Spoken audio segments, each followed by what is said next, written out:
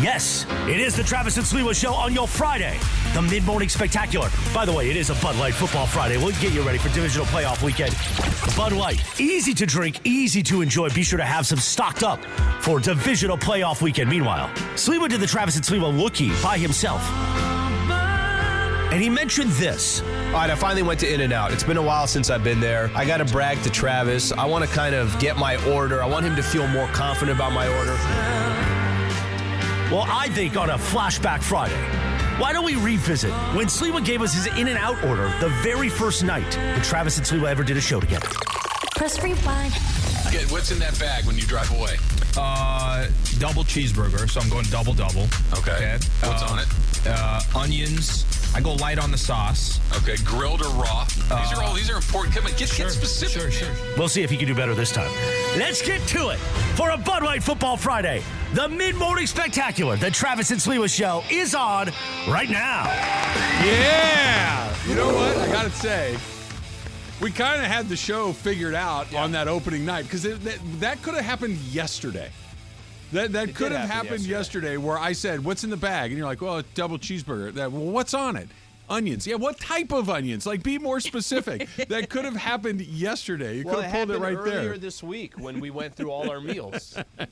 No. I didn't have nearly as much details. No, you were pretty good on that. You had. Yeah, I mean, it wasn't Emily, but it was more detail than you typically offer. How about that? You guys tucked in your shirts. Yeah, I saw you guys like button a couple top buttons. You guys were ready for your presentation. I was very ready. Did you go? I did go. Yeah, I was. They had your reservation? Yeah, they had it about 3:30 was our reservation. Oh, you went early? Yeah, 3:30. Okay. Did you get there at 3:15? They're like, I guess we can squeeze you in. You know, there's somebody at your table, so give us a second to get set up, and we'll go to the bar, and we'll get you a pink lemonade, and we'll let you know when your table's ready. Yeah, it was. I think I'd mentioned it yesterday that Michelle was telling me for like really the last week. It's like, hey, I'd like to go to In-N-Out. I'm like, okay, let's do it. And then we had a day where I ate everything. Apparently to you, we didn't eat everything. We didn't. So we went yesterday, and she had told me the night before. Can we stop real quick? Yeah. Is a piece of pizza and half a sandwich really a big day for you? No, but when I went home and I just kept eating. Okay. And and this was me, like, you know how you talk about falling off a cliff? Oh, yeah. Well, I didn't just then after that just touch nothing. I was like, all right, well, let's start snacking on some things. Okay. Let's start eating some things. I didn't need In-N-Out at No, 5 o'clock after I already took 2,000 calories. I get that. But see, that's my point. I don't think you had 2,000 calories. A slice of pizza and half a sandwich, and it was a good sandwich, by the way. Good size sandwich. It was. Yeah. I'm not saying that it was nothing, but that was the But wouldn't that take away your precursor craving of an In-N-Out right away? Come on, man. Nah. It's taking away mine. It's taking away mine. Stop.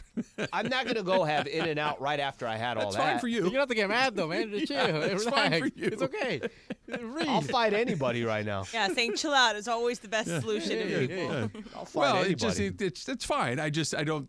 Go ahead. So how did In-N-Out go for you yesterday? What'd you get?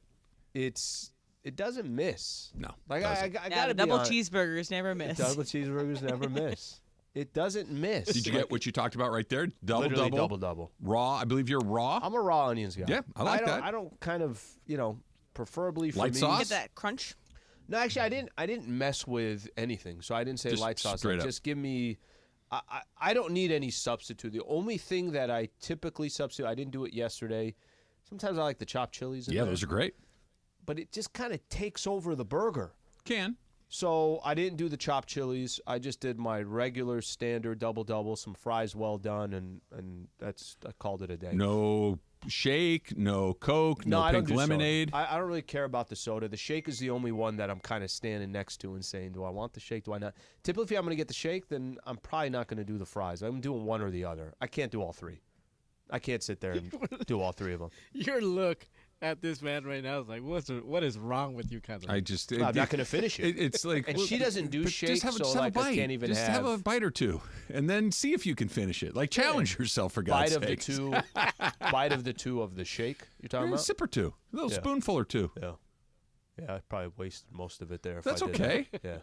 Yeah. You have a good job, They don't Slee. miss, You work man. hard for a living. They don't Double, miss. double. I don't know what to tell you. Double ask for extra spread, and as you're biting it, you spread more of that That's stuff cool. on there. You take it, you spread some more on the next bite. Oh, that's the I think you might surprise yourself if you got all 3 items: fries, burger, and a shake. If you had a bite or 2 of the shake, sip or 2 of the shake, you might go back for a sip or 2 or 10 more. You might get through it. You get all 3 every time you go? I rarely get the shake. Yeah. Very, very rarely. But when I do, I get all 3. Yes. Yeah. The spread Slee, to look at me. Do you think that I make choices like that? Come on, man. I think you Like make think yourself about it. sound to No, like but I am at least 50 pounds heavier. I told you what Dr. Sue told me. Yeah. They needed me to lose 60 pounds. So no one's ever told you that. You know what I mean? I could drop a good 15. Yeah, that's I not could drop 60. 15. 15 is a quarter of We 60. need that. We need that. So I'm just saying that there's you could throw the shake. I think you'd surprise yourself. Yeah, I think last time Travis, you're being a bad influence. Okay, we should let Alan make the right decisions about his life. Well, I'm still gonna get what I'm gonna get. But yeah, we don't need him to be as addicted as me and you are. I'm the devil. Yes, exactly. Just get it. Just get it. Have a bite. See if you like it. Well, I'm gonna go back to this. What did Michelle get? Michelle, she gets a cheeseburger. She doesn't do a double. Okay. Yeah, she gets a standard lettuce, tomato, no, onion. she doesn't get onions. She's not an onion fan. Okay. I'm like, let me get her onions. Put them on mine. Go ahead and put them on mine. Have you dipped your toe into the whole grilled pool yet? Or they'll take the thick slice and put it on the flat top. I Cook think it down a little bit. Who was saying Onion? that? Yeah, somebody Yes. else was telling that. Yeah, I believe okay. Laura was telling us about that. Yeah, I'm okay. I don't know what it is. For all that stuff, the raw onion to me is like It's great. It's a very, very critical piece of that burger, and I do not want it grilled. I don't want. I want it raw, just as it is. I'm not trying to talk you out of that. I'm just presenting more options because I like that too. Sometimes I do that. Sometimes I do the grilled, the little animal style. Sometimes, Slee, if you really feel it, you can get both. Sometimes you can go whole grilled. There's plenty of options there. Go So- for 4x4, my man. So we That's sat. a lot of food. Oh, dude. That's a But it's lot of good. food. It is good. We sat inside. We ate inside because we had a reservation, right? We sat inside, and Bet the restaurant was spotless. Always is. because this is where I'm going to go back to. I'm going to go back to this. How do they do it? They just don't miss. Like I don't know how to do. We all have gone to places where it's like you spend the time Yep. visiting a restaurant, fast food, whatever it is, and you're like, well, it just wasn't as good this time. They just don't miss. And even the line that's there, even though, you're saying, I bet the place was clean. Of course it was clean. Of course it was. I mean, out of nowhere, just somebody comes out of nowhere, and it's like they're cleaning this, cleaning. I didn't even see them come by. You go in there, and no matter what it is, no matter how crowded it is, no matter how empty it is, there's somebody with the dustpan and the broom, whatever little straw wrapper falls, boom. It's not on that ground for more than 2 minutes tops, and it's probably not on for 2 minutes. There's somebody wiping down the soda machine. There's somebody wiping off the tables. When never do miss. you think is the least busiest time for In-N-Out? I would guess about when you went. That's what I thought. Yeah, because lunch is done and dinner hasn't started. But the answer is I don't think it's ever empty. So this is what I was going to say is Exactly at 10 or 10:30 whenever it opens. Yeah, maybe There's right when it usually, opens. there's usually a line of people waiting to drive through. I thought the same thing. Like, oh, it's 10:15. I'll hop. Will be the no 8th in line. So I thought too. I'm like, you know what? I don't think it's gonna be. It's kind of in between, right? Not everybody's going at that time. We get there and whatever. There's X amount of people in front of us. A lot of people sitting and waiting. I think we were number 60 and they called 52. And I'm like, oh man, oh geez, I gotta wait now. I gotta watch everybody else eat before you know it. You got your food. It's pretty quick. It's pretty quick. So you had your fine dining experience last night. What do you got for the rest of the weekend? You got Lakers tonight. You got Lakers Sunday. Lakers tomorrow Football or all Lakers weekend? tonight, Sunday, all weekend. Now, I did get a chance. Emily listed out 2 movies for me. Mm-hmm. When I listened to you more, but 2 was really what I was selling you on. 2 is what it's come down to Yes. for me. The one in Landmark, and then Godzilla -1. Yeah? Trev, cranked that one out yesterday. Godzilla. Okay, everyone saw it. okay. What'd you think? Have you seen it? I have not. So don't spoil it. I'm not going to but spoil yeah. anything. Phenomenal. Okay. Yes. Really, All right. Yes. really, really good. I don't know how much you like foreign movies, or you got to, obviously. I'm neither Subtitles. pro or Subtitles. anti. It's Subtitles fine. there. Good is good. I mentioned this to her yesterday. There is something about having to pay that close. This is not, hey, I could just grab my phone for a quick. No, you can't. Because if you, I'm genuinely well, you shouldn't asking, do that in the theater anyway. But is the dialogue Just in important general. to the movie? yes, very important. Yeah, Okay. I think it's a big piece of it, but that film alone, and there were a lot of people on Twitter saying, hey, you're going to love it, you should go see it. Why do I feel like their movies are better than ours? Foreign movies in general or Japanese movies specifically? I think Japanese movies specifically, even, let's stay there, Korean movies that I think their movies are phenomenal. I do genuinely feel like they're better than ours. I think that it's the tone. They have different themes. Just like how you watch an American movie and there are certain themes that play out in most American genre movies. There are themes that carry over just culturally that are different. They have different reasons why they tell the stories that they tell. But did you, like me, Slee, walk out of that movie punching your fist in the air, also wiping out the tears on your eyes from crying, and just wanting to run a mile? Yeah, That's what I feel like both times I saw Godzilla minus one. Oh, you seen it twice? Yeah, I see it twice. I saw it once with my Okay. sisters and once here. Yeah, so I'm not a crier. And Trav, you and I have talked about this. You just got to push it down, right? What if Whatever somebody sees? emotions that you have, push it down What further. if somebody sees you? Then what? But they I might look- know you have feelings. I look to my left, and Michelle was, she was a little teary-eyed, and I look over to her. I'm like, what are you doing? I'm like, it's fine. Everything's going to be fine. I'm joking with her, the whole thing.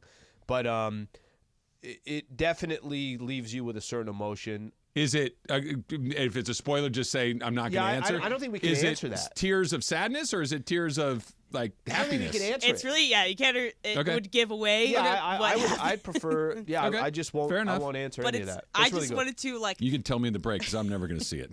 I almost want to have Only like in a the theater. primordial scream after that movie. You're like, this is what movies are for. That freaking really good. movie. Yeah. So good. Yeah, it's good. You don't have football this weekend.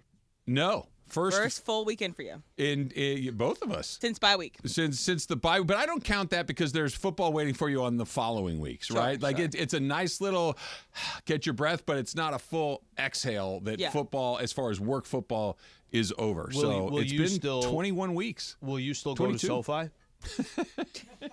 I will not.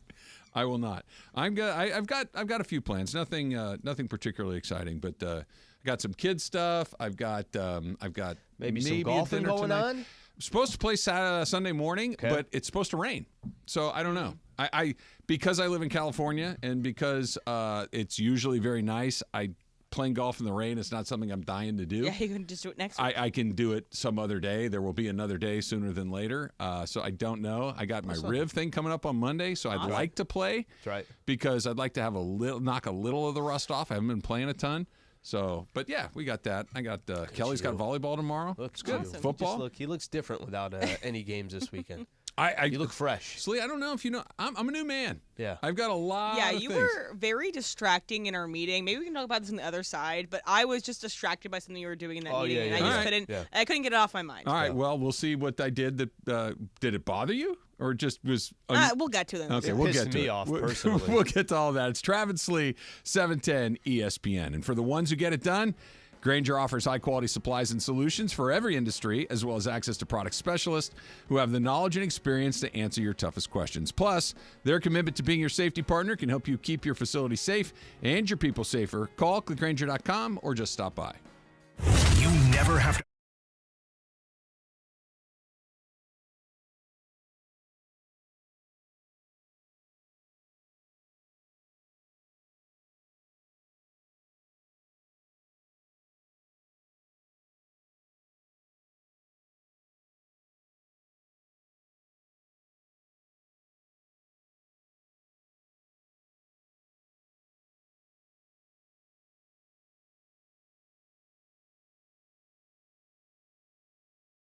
All right, guys, it's officially back. Fifth Row Fridays presented by BBGO. That's the official game day snack of the Lakers, by the way. And this is the best thing we give away. Fifth row seats to a Laker game. How many times do people come up to us and say, hey, give me Laker tickets? Yes. We don't have them. I don't even have them, but you can win them if you listen every day. And these seats are better than the seats that you and Michael have, right? 15 rows better. Yeah. Michael and I are like row 20. So here's how you win.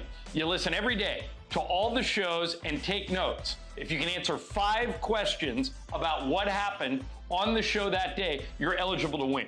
And don't forget, on Fridays, your chance to call in all 5 right answers, and you are in the 5th row at Crypto.com Arena for a Lakers game for free.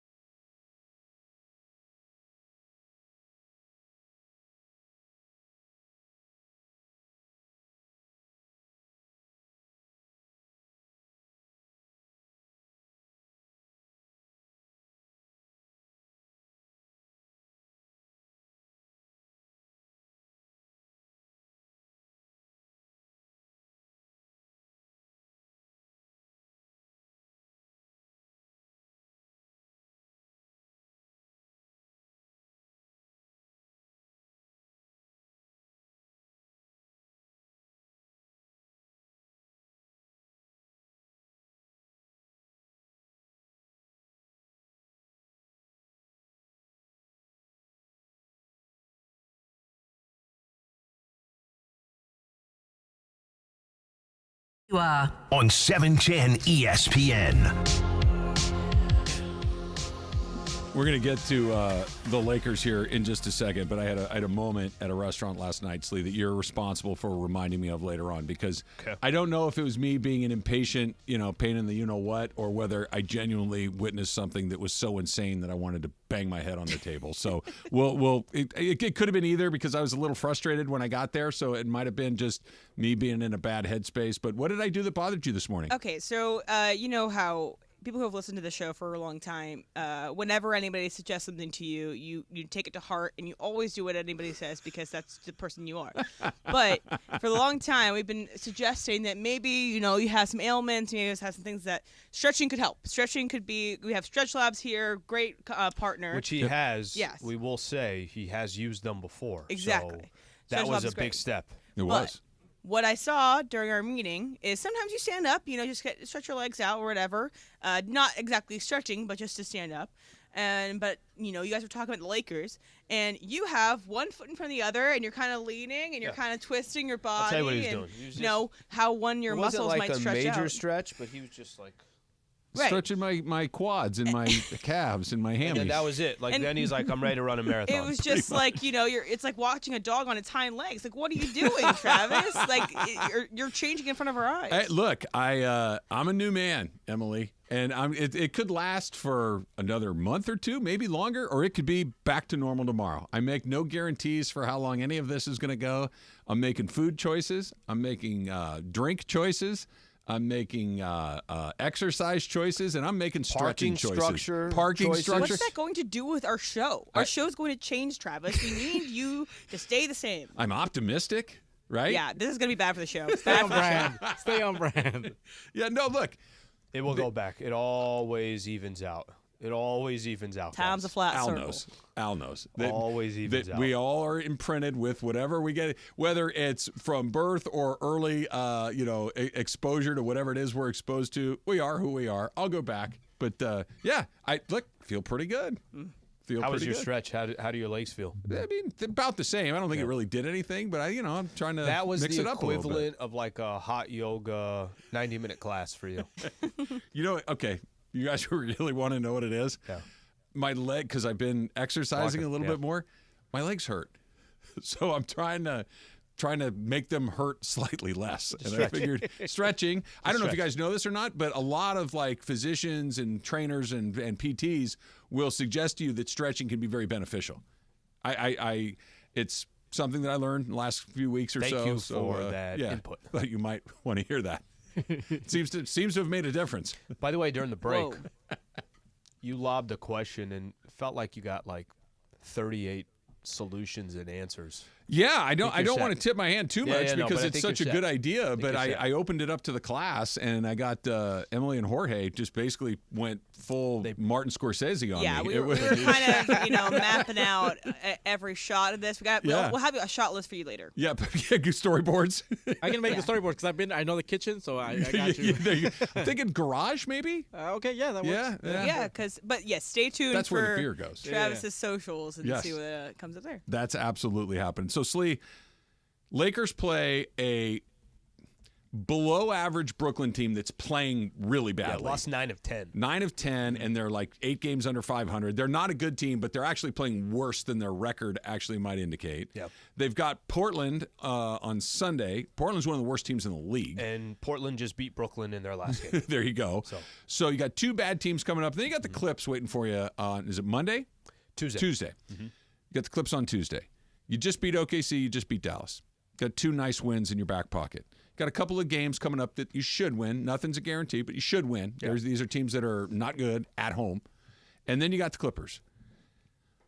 Am I crazy to think that by the time we got here potentially on Wednesday morning that we're talking about a 5-game Laker winning streak with wins over OKC, Dallas, and the Clippers, teams that we all think are pretty darn good, and this trade deadline that's getting closer and closer is far less mandatory than it would have been, say, 2 weeks ago when they were under 500, not playing great. Like they can finally start to stack some things, stack some wins, feel good about it, look good, and it's not optimism. It's actually good basketball for a couple of weeks as we get closer to the deadline. I don't know how much really anything changes for me. I still think that they're going to have to go make a move at some point, period, because I think a lot of it, you have to look at what the expectations were for the Lakers coming into the year.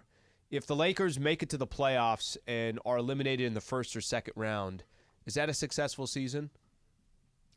No, it's not. It's not. God, that's a good question because it's not, but that might be what they are. But that's the point. Yeah. The point is that's why I don't think even if you go on a little bit of a streak here, even if all of a sudden before the trade deadline you went through look, what I'm waiting for, Trav, is they won 7 of 9, they won 8 of 10.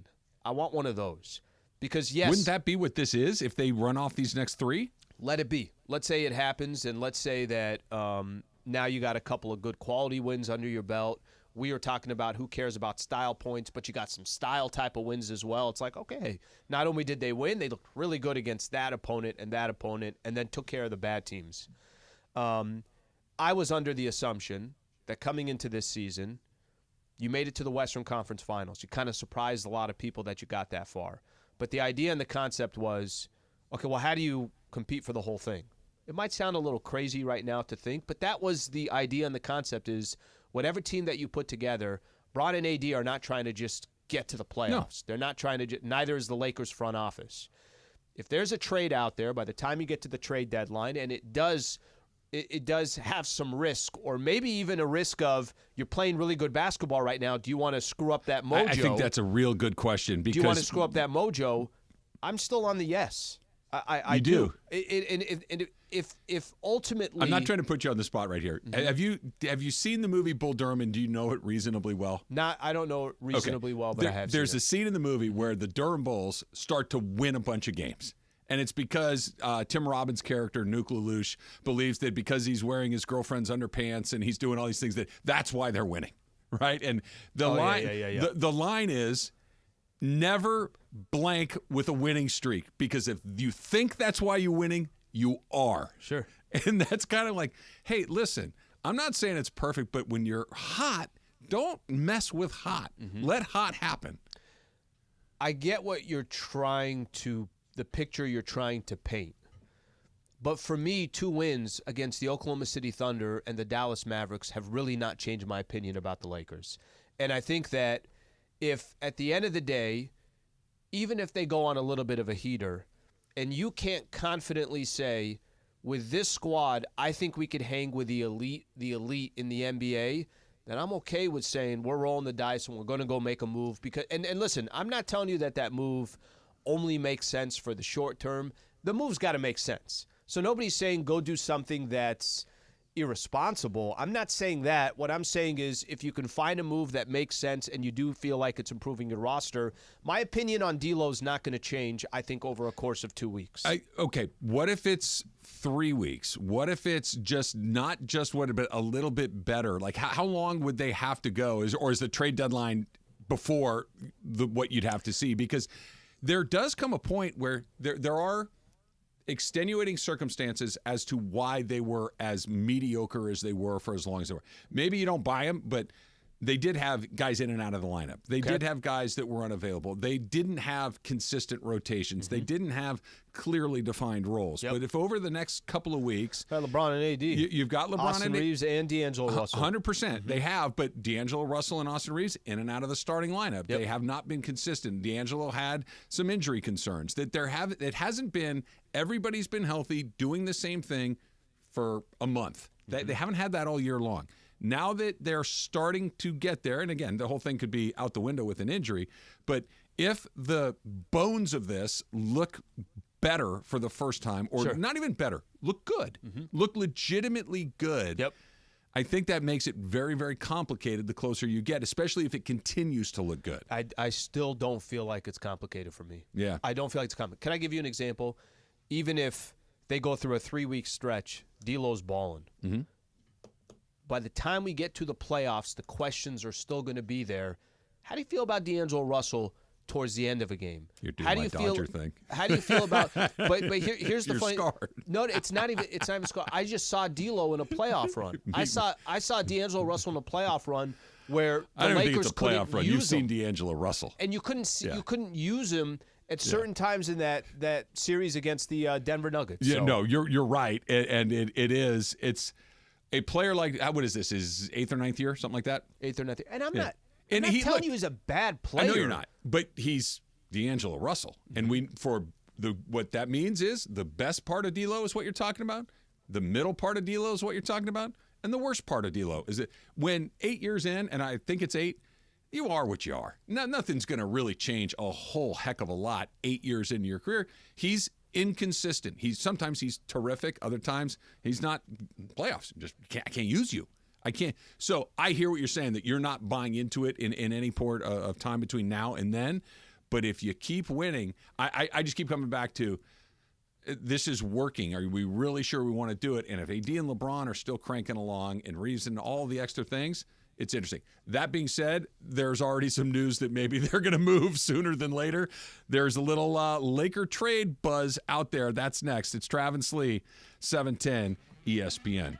And Slee, you know that you and I both love to play Prize Picks, right? Prize Picks is so much fun. It takes all the games that are already great and makes them even better. And with Prize Picks right now, you can turn $10 into $1,000 with just a few taps. You just select 2 or more players, you pick more or less on their projections, and you are off and running. And here's what's going on in Prize Picks in the NFL this weekend, right? There's a bunch of great games going on right now. Brock Purdy. Jorge, pay attention. More or less than 265.5 yards. You pick more, you pick less. George Kittle, more or less than 54.5 yards. That's Prize Picks. All right, I got some NBA games. Anthony Davis, 26.5 points tonight against Brooklyn. I'm taking more than. The only thing I'm concerned about is if it's a blowout and he's playing the fourth quarter. You got to keep that in mind. Mikal Bridges of the Brooklyn Nets. He's by far their best player. 23.5 points. I'll go more than on this one. Here's the beauty with Prize Picks. It's the only daily fantasy sports platform with injury insurance to keep you in the game even when one of your players goes down. Over 7 million sports fans have already signed up, and I'm one of them. So join me and watch your favorite players and get paid doing it. Right now, Prize Picks will match your first deposit of up to $100. Just download the Prize Picks app. Use that code 710. That's code 710 on Prize Picks for a first deposit match of up to $100. Prize Picks. Pick more. Pick less. It's that easy.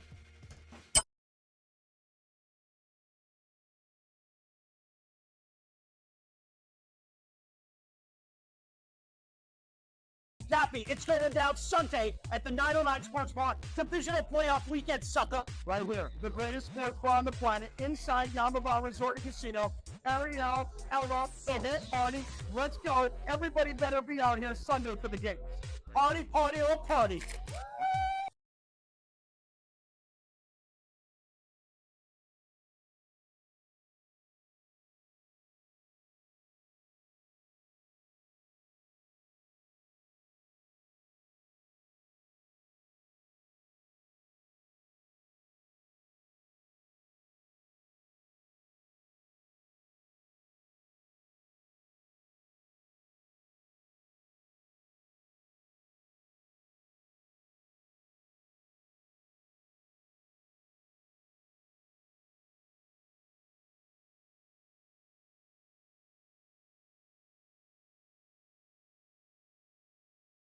All right, guys, it's officially back. Fifth Row Fridays presented by BBGO. That's the official game day snack of the Lakers, by the way. And this is the best thing we give away. Fifth row seats to a Laker game. How many times do people come up to us and say, hey, give me Laker tickets? Yes. We don't have them. I don't even have them, but you can win them if you listen every day. And these seats are better than the seats that you and Michael have, right? 15 rows better. Yeah. Michael and I are like row 20. So here's how you win.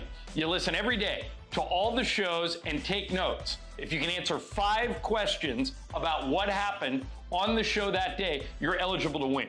And don't forget, on Fridays, your chance to call in all 5 right answers, and you are in the fifth row at Crypto.com Arena for a Lakers game. For free!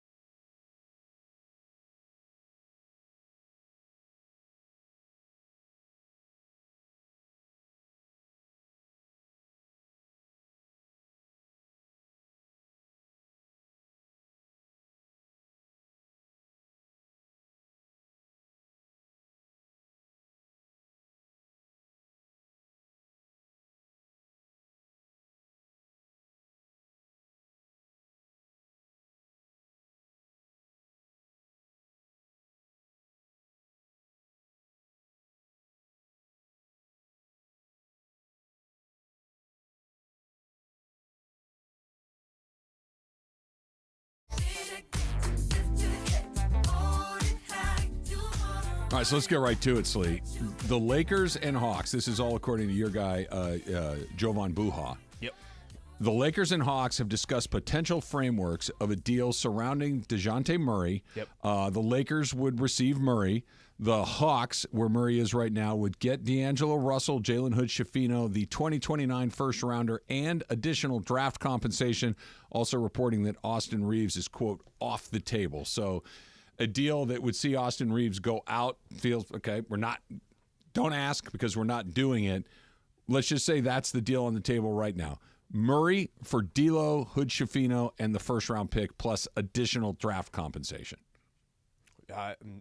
If the Lakers are able to pull that off and you're able to go bring a 27-year-old that I personally feel will be not what just does he bring? Because I know him, but I don't know his game particularly well. What does he bring to the Lakers that they're missing?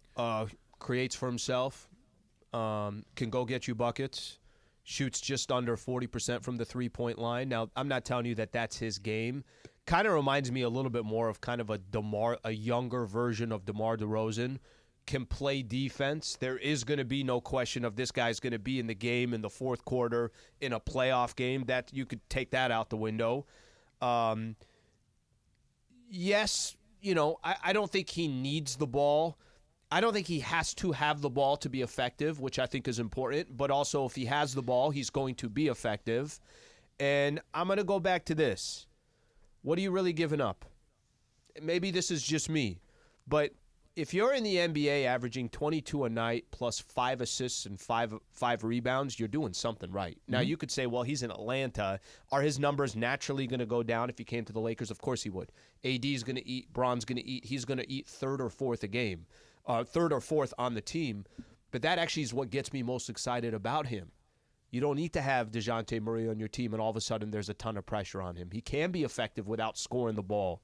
So I think it adds an element to this team that if he's the third best player on your team, sometimes the fourth best player on your team, that sounds like a phenomenal fit for the Lakers. And he, for the first time, would play in some real meaningful basketball. Yeah, it's interesting. Of all the things that you're talking about, I think the aspect of his game that you're describing that's most interesting to me is that he can play without the ball. Because let's talk about what the Lakers... He needs the ball, but not, I don't think you need to run things for him like you would for other players. When you get into playoff games and when you get into close playoff games, the ball's going to be in LeBron James's hands. And if it's not in his hands, it's going to be in Anthony Davis's. And it should be, right? So can you make an impact if those are options 1, 2, 3, 4, 5, and 6? And then if none of those things are happening, then we can go somewhere else. If he can do that, great. Here's the part that you never know about. And this is not Murray specific. This is a different player specific. How do you play with LeBron James? And this isn't LeBron's a bad teammate. This isn't it's nothing other than LeBron is the center of every solar system he's ever entered. And playing with him takes some adjustment, right? There's an adjustment to learning how to play with one of the great players of all time because of his ball dominance, because of everything else. It happened to Kevin Love. It happened to Chris Bosh. It just takes time to figure out how to fit into that role, right? That's part of it. The other part, just being on the Lakers is an adjustment. Being on the Atlanta Hawks, pretty damn anonymous, right? You go in, it's the Atlanta Hawks, whatever. You're on the Lakers. Every time you have a bad night shooting, hey, what's up with that guy?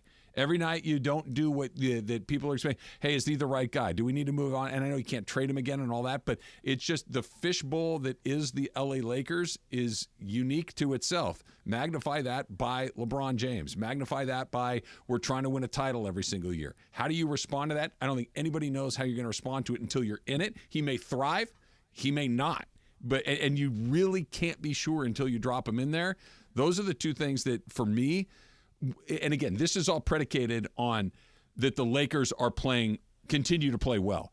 If they struggle, then what difference does it make? Let's try to do something and try to get out of this funk. But if they continue to kind of get going, and then you're trying to, because let's say they make the deal and they get going, all of a sudden it stutters, right? It falters a little bit. Yeah. It's like, oh, this wasn't the right one. And then all the pressure that comes along with those sorts of things. They're all contingencies, but they're real contingencies. I'll simplify it for you. I think they're a better team with Murray on the Lakers. What if they don't play better? Like, especially, let's say it's 2 weeks. So here's, right? Like anything, you're going to have to take there is risk to it, like you're talking about. And here's the other part of the risk if somebody's against this. You're not having him just for this year. He signed an extension. He's on your squad for $25 million next year, $26 million the year after, $28 million the year after that, and then he's got a player option in the fourth year. But for me, when you want to put together a team, when I look at the Denver Nuggets, I don't have to watch Denver Nuggets basketball to know who's on that team. The reason why I know who's on that team is there's the continuity of having these guys every single year. There are certain teams out there, you know who's on Minnesota. You know who's on the Boston Celtics. You know who's on. I don't mind having a player like that, if you feel like this is the right guy. It's hard, though, right? Because none of those other teams you're talking about have their best player at 40 years old. And that's why you got to keep shuffling because, okay, this doesn't work, next group. Okay, this doesn't work, next group. That you're constantly trying to, we talked about it yesterday. You're desperate to maximize the LeBron James experience, right? To get that one last title, to get that one last great run out of LeBron while he's still LeBron. And so that's why the turnover here is so much higher than those other places. But this is, let me use the example of Zach LaVine. Zach LaVine was talked about a lot with the Lakers. I didn't like that deal because I'm not crazy about Zach LaVine for the next 3-4 years. I don't know what that's going to look like. Yeah. I'm not. Plus, by the way, it's almost double the money of what Dejounte Murray is. So I think that has something to do with it. Plus, because Dejounte Murray is on his final year of his contract before his extension, you only have to match $17 million, which is just D'Lo that's going out. I think there's other advantages to a deal like this. Do you lose Jalen Hood-Schifino? Sure. Who cares? Do you lose a first-round draft pick? Yeah, you do it. I'm not undercutting that, but what I'm saying is that I think this team is better with Dejounte Murray. And if you feel like that gives you a better chance to make a run this year and you still like that player for a couple more years, I think it could be phenomenal if they got this done. I wish there was a way to kind of crack a guy's head open and see how he's going to respond when the pressure gets turned up 10,000%. Because you just, who knows? No, you don't know. You just don't know. And you do know with D'Lo. Well, yeah, because he's been here and he's been here before. Sure, but and he has some holes in his game. He does, but I don't even think it's a hole in your game issue. It is everybody is micro-analyzing everything you do every night. And by the way, if it doesn't work, it's your fault even when it's not your fault. But when I say holes in his game, I'm not even talking about hitting a jumper. I'm just talking about he doesn't play defense. Yeah. So there were plenty of times that the Lakers couldn't use him in the playoffs because of that. All right, join the ESPN LA Street Team tomorrow night starting at 5 o'clock at the 909 Sports Bar at Yamava Resort and Casino for a UFC watch party. It's UFC 297, Strickland versus Duplessis. You can win prizes from 710 and Bud Light all night and experience the greatest sports bar on the planet. That's tomorrow night at the 909 Sports Bar. Special thanks to Bud Light. Easy to drink, easy to enjoy. Pick up Bud Light at your convenience store today. And it's always the best place to watch is when you watch UFC events or like boxing events in a place, you see the reaction of people watching. Yeah. It's like the best thing that you can do because watching at home is one thing. You pay for the pay-per-view, whatever. It's super cool. So this seems like an awesome event. You're right. The fights are always better with a crowd because you get a little bit of that. Did you see that collectively in the moment? Yeah, because we all can't all travel to every single UFC event. It's good to watch it with a group of people. We had an opportunity to travel to a UFC event. About that. Turned down Dana White. Dana, we appreciate the invite, bro. You can go. We'll text you back. I'm good. But you should go to the 909, right? 909 Sports Bar. Go check it out. Ask Lee. Coming up next, it's Travis Lee, 710 ESPN. Steve.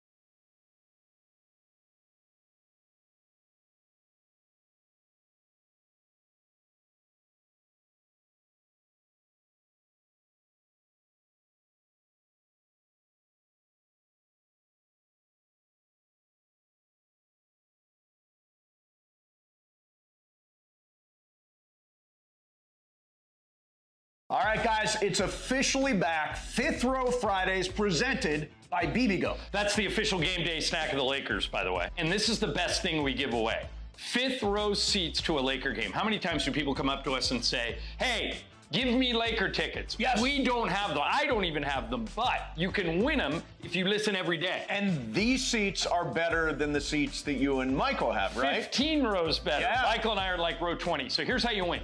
You listen every day to all the shows and take notes. If you can answer 5 questions about what happened on the show that day, you're eligible to win. And don't forget, on Fridays, your chance to call in all 5 right answers, and you are in the fifth row at Crypto.com Arena for a Lakers game. For free!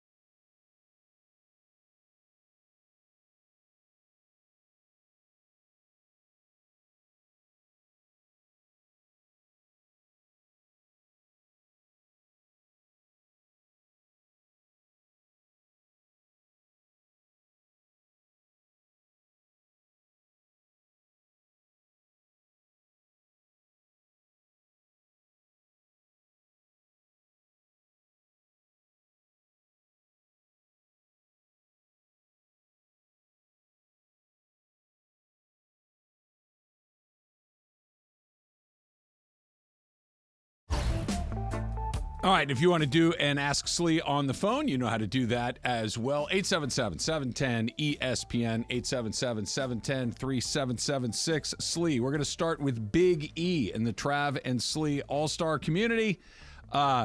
He wants to know if the listeners can throw you a bachelor party if/when you decide to get married.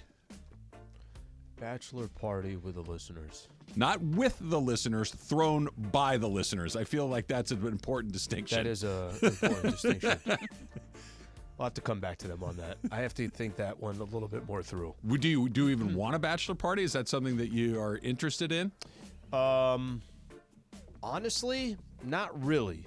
I think what I'm more interested in, and I guess it would probably just turn into a bachelor party. You're hanging out with just a few of your close friends, right? Where are you? Like a weekend in Joshua Tree, maybe. No, not that. I don't think. Where are you hanging out?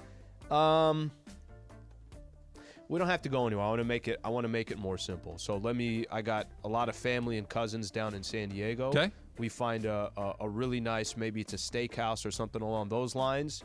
Go get a really nice dinner. Whatever we do afterwards, but more low key. I'm not looking to. That's on brand for you. That sounds fun. Yeah, that'd something be good. like that. M. All right, so I solicited a lot of Godzilla questions with my tweet because I wanted them all specifically. So there will be a lot of them, and so just be ready. So this one is from Capitan Matt. He says, do you think Godzilla can play the 4? I think Godzilla, personally, his best position would be the 4. power forward. Yeah. Right? I think sometimes when you want to go with a little bit of a smaller lineup, he can also play 5. I know he's huge, but I feel like he's also versatile. Yeah. Now, if you need him sometimes to go 3, he can go 3 as well. Godzilla can do it all. No one wants to touch him. He's got that atomic breath because, you see those back He's got those short little arms. I feel like he's got some deficiencies in his nobody's game. saying that his game's perfect. Right. I'm not telling you that he's not tradable. He's just going to blow I'm over just and telling away. you that I want him at the 4. How can I defend? I got these going There on. were some scenes that were, obviously just completely ridiculous, but not many of them. I mean, if you're watching 2 hours on Godzilla, you would think there's more corny scenes. I didn't think there were many Also, of them. Godzilla's arms aren't like T-Rex arms that are tiny. They're small in proportion to his legs, but he could still put his arms out. Yeah, and his tail is much more effective than you give him credit for. But if he uses his tail, then he's off balance because those giant animals use and the tails as the refs are looking at countermeasures. Using the tail. for tail usage. Cheap shot. Jorge. All right, Raider Ruben wants to know, before you became both of you, before you became big-time radio hosts, what was your struggle meal? Because now you get to pick and choose where you go. You go to Japan and you do all your things. Yeah, actually, it was a kind of a go-to really cheap meal. Rice was always included for me. Rice is as cheap as it gets. You can cook it. You got a rice maker. You're making rice for the next week or so. And something very simple. So it would be like rice and chicken. That's it. Like, that's a very simple meal. A lot of times I would go. Chicken can get expensive, though. Yeah, but you go get a pre-made chicken, from these places. Rotisserie it's chicken. $6-7. Those rotisserie chickens. You got it for multiple meals. Chicken and rice. That's it's as simple, as basic as it gets, and it's semi-healthy. Two cans of tuna. I still eat the cheapo meal. It's PB&J. Right, like that is the go-to. Peanut butter is not super cheap, but you can get a lot of it. The loaf of bread is not. You can get cheap bread, and you can load that thing up. And here's the best part about that: you're full. If you ate 2 PB&Js, you didn't spend any money, and you're pretty darn full. Okay, I got another cheap meal. I got another cheap meal that I still to this day my go-to. I eat eggs all the time. Eggs are more expensive now. But you get a tortilla, couple eggs, whatever meat that you want in there, slap some cheese on there and some hot sauce. I'm eating my own little. Greg's super excited about this whole conversation. I'm eating my own style of, my own version, and it cost me $1.38. So. And what did you use as a cheap meal? I still do this, so I'm like not really want to spend money or whatever. I always have in the house. I love buttered noodles with like Parmesan cheese. Honestly, it's so cheap. The noodles are probably like $1, and then you get whatever kind of butter you want, and then just get that Kraft shakeable Parmesan that stuff cheese. Looks like sand. Yes, exactly, but it hits the spot every time. I love that. We all did top ramen, right? Like everybody was doing that. Not a big ramen you didn't person. do it. I'd never had it until I was in college. Really? It was never crossed the threshold of the Rogers house when I was a kid. Man, you ready? You ready? And then you brought this up. The Rams? I never had a single bite of mac and cheese in my life until I got to college. That also was never sad, in the house. Strange little childhood. Yeah, my mom cooked. Yeah. And so she would make real, air quote, real food. So that kind of stuff was never in the house. For us, growing up, if my mom wasn't making, her typical Middle Eastern food, randomly she'd just make, spaghetti. Yeah. Or she'd make mac and cheese, or she'd grill us up some hot dogs. Those were like the 3 of just, hey, this is an interesting night because it's not Middle Eastern food. Here's one for you, Slee. Anthony Gaeta. Okay. If you were a rock star, what would your fans be called? The Slifties, the Slee Hive, Sleeheads, or Slee's Middle Eastern Army? That's 4 choices. You have 4, or you can pick one off the board if you want. I didn't really like the first 3, and it's not that the 4th one got me, but it was my favorite of the 4. Slee's Middle Eastern Army? Yeah. You don't like the Slee Hive? I kind of like the Slee. I know Beyonce has got the Beehive. Yeah, because I feel like I'm going to get a cease and desist, and next thing you know, my band can is Beyonce own the Beehive when a beehive is just a thing? And also the army thing, that's the BTS army, is like the people that are BTS's people or that. Yeah. So these were all based off of real things. Slee against the machine. Yeah. That's not bad. That's not bad. Probably be mine. I got one from Skimmer, Yogi Bear, and he says, when he visited Japan, who was more of a national treasure, Shohei or Godzilla? Oh, it wasn't even close. Wasn't even close. It was. Okay, longevity though, dude. I was Longevity. gonna say, Godzilla's had a run for what? For a almost century? 100 years. Yeah. But when you said who had more, in the time that I was there, I didn't see Godzilla. I maybe saw once here or there, or whatever the case is. So Shohei dominated. Shohei, I've mentioned when I got back, Shohei was every other ad. Shohei was like, he was promoting one watch company, and then there was another watch company, and both watch companies were like, "That's fine, just put on our watch." Not literally, but you know what I'm referring there. What was cool yesterday about seeing the movie, Ginza, which is an area in Tokyo, that's where a lot of this was based. It was one big set piece was in Ginza. Yeah. And which was cool because that was one of my favorite parts of all Tokyo. So it's cool to see that. All right, one more. Yeah, Chrissy wants to know what's worse, finding out that there's no milk in your carton when you're pouring into your cereal, or the PBJ jar, or the peanut butter jar is empty. Milk to me is because milk, this not only just happens for cereal, it also happens for coffee. I like putting a little milk in my coffee, right? And when I don't time it just right, I mean, the worst thing is there's just enough milk, but not enough for cereal. So now I have way too much cereal with basically one bottom layer of milk. So it's like, all right, I'm just basically, I don't know what the hell I'm eating. But that to me is a lot worse than the peanut butter. For me, it doesn't make me mad that it exists. It makes me mad at the person who left that little small amount and fooled me thinking that I have milk. Here's the problem. They fooled me, Jerry. The problem is I can't be mad at myself because Michelle's not drinking milk, so I'm only angry at me. Yes. One more for the road here. This is from Jacob, and he writes, "What's your biggest pet peeve? It's called tuna, not tuna fish. A tuna is a fish. We don't say, let's have trout fish for dinner." You have swordfish. But that's the name of the fish, right? Isn't It's not tuna called a called tuna sword. fish? No, it's called a Okay. tuna, right?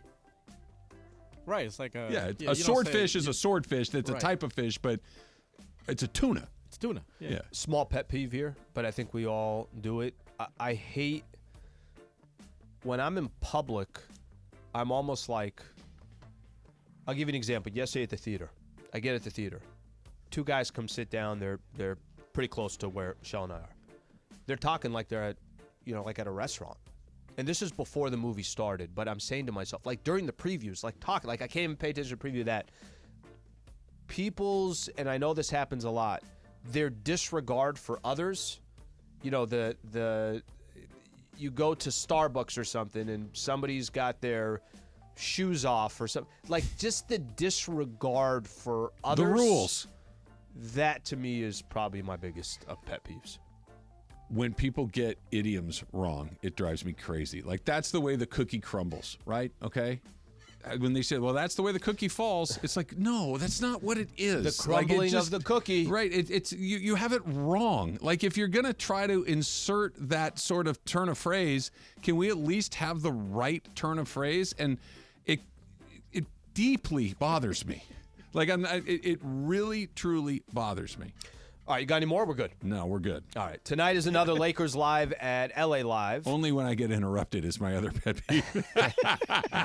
Tonight is another Lakers Live at LA Live before Lakers Nets at Crypto.com, starting at 4 p.m. Find the ESPN LA Street Team for a chance to win a Lakers autographed basketball plus more prizes. And our friends from BBGO will have their Korean street food activation on Chick Hearn Court. That's tonight at LA Live for Lakers Live. All right, Emily is out on Caleb Williams, and I've never heard a better reason why somebody should be out on anything. That's coming up next. It's Travis Lee, 710 ESPN. Just got off the phone with my pals at Rotolo. How about this? So my Silverado, right? Something came up with it, and they got on the phone. Boom, fixed, done. That's Rotolo Chevrolet.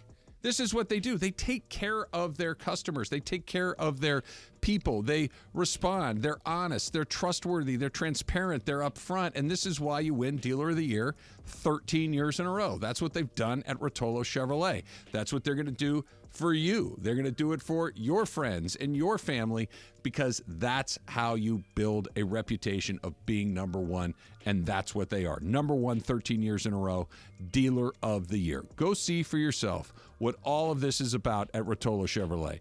Go find out why they win that award year after year after year, and you're going to have the same experience that I have when I bought my car at Rotolo Chevrolet. Right off the 210 freeway, Sierra Avenue exit. They've got everything that you can think of. Every Silverado make, model, and color that you can come up with, they got you covered at Rotolo. And the pricing, of course, they're not going to beat on that, and you will have the customer service experience of a lifetime. If you can't get out there, go online, RotoloChevy.com. That's ROTOLO, RotoloChevy.com, and tell them that Travis sent you.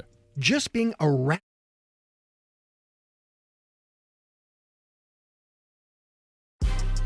Big news, Laker fans. John Ireland here. You can now stream every Lakers game on the ESPN LA app. Don't miss a second of the action with Michael Thompson and I on the call. Plus, all your live and local Lakers talk every day in the palm of your hand. You're one tap away from everything Lakers. You could even win Lakers tickets. Download the ESPN LA app. And bam! Download the ESPN LA app at the App Store and Google Play.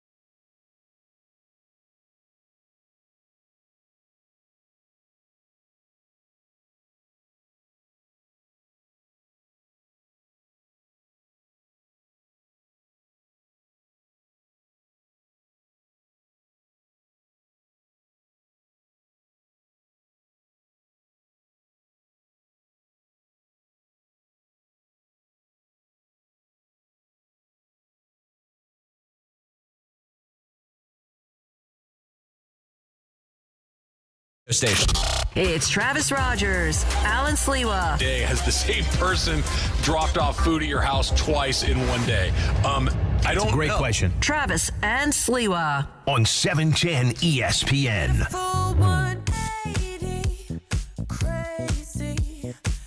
All right. So I saw something that made me turn so quickly on someone that, I don't think that he's ever going to come back in my eyes. Okay, so Caleb Williams has declared himself for the draft, so he will be drafted by the NFL this May or April, wherever it happens. So, you know how we talked about our favorite meal on, was it Tuesday? I think so. Yep. So Tuesday, my favorite meal included my dinner was buffalo wings with buffalo sauce, and it's like crispy, crunchy, extra crunchy fries. But these, like, in my mind, it was these specific fries that you always get at like these, diner places / like Euro spots, like Greek Mine food was restaurants. Great. Yes. Extra Mine crunchy. was my favorite meal. That's my favorite breakfast. Yeah, it's a good meal. Stay on point. Yes, all right. So there's a tweet that Caleb Williams quote tweeted, and it says, the best fries are the one that always comes from the local Euro spot that look like this. And the fries are these fries that I'm talking about, the extra crispy, crunchy fries with the little knobs on them. Yes. It's hard to describe exactly what it is. They have a coating on them that's not like a fast food fry. It's a different type of finished product that's crunchier and less, for lack of a better word, less smooth. Right, exactly. But these fries are 100% hit mark. These ones are really good. They're the best. Yeah, okay. They are the best. So this is why, I agree. Greg, this is why I am switching on Caleb Williams. Caleb Williams has the audacity to force an unforced error onto himself. He says, I wouldn't lie, these are the weakest ones. The weakest fries? Are you kidding me? Wow. Has he ever had fries? I think that this is just out of nowhere. Is he hot taking this? It's just...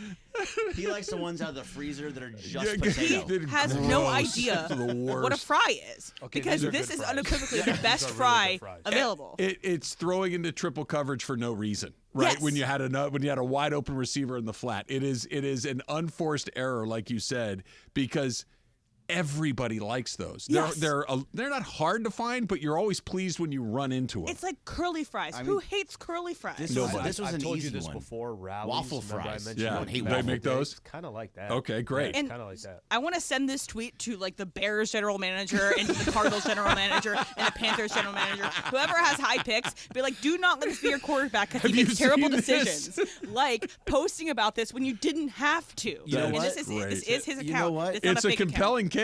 I am fully on Emily's side on Me this. too. There's nothing wrong with you saying. You know what, Raiders? Do not draft Caleb Williams. Don't move up in the draft. Right. After this, I'm with you. And you know, so The aggregate only this, other I thing don't you could do care. is say no in and out. That would be the worst. Yes, aggregate this. I don't care. Out of context, I will stand by this statement. Do not draft Caleb Williams because of his takes on fries. It is the best fries. So those places, there's a place, I don't know where you live, but I know where you live. Yeah. There's a place called Tops in Pasadena that has those. I know you've talked about Yeah, it. I've never eaten there. But Tops has those fries. It's one of those places that Eat you there go tonight. in and you look at the menu and you get in the restaurant. It's on the big board behind the counter, and there's 600 things on the menu. It's one of those places.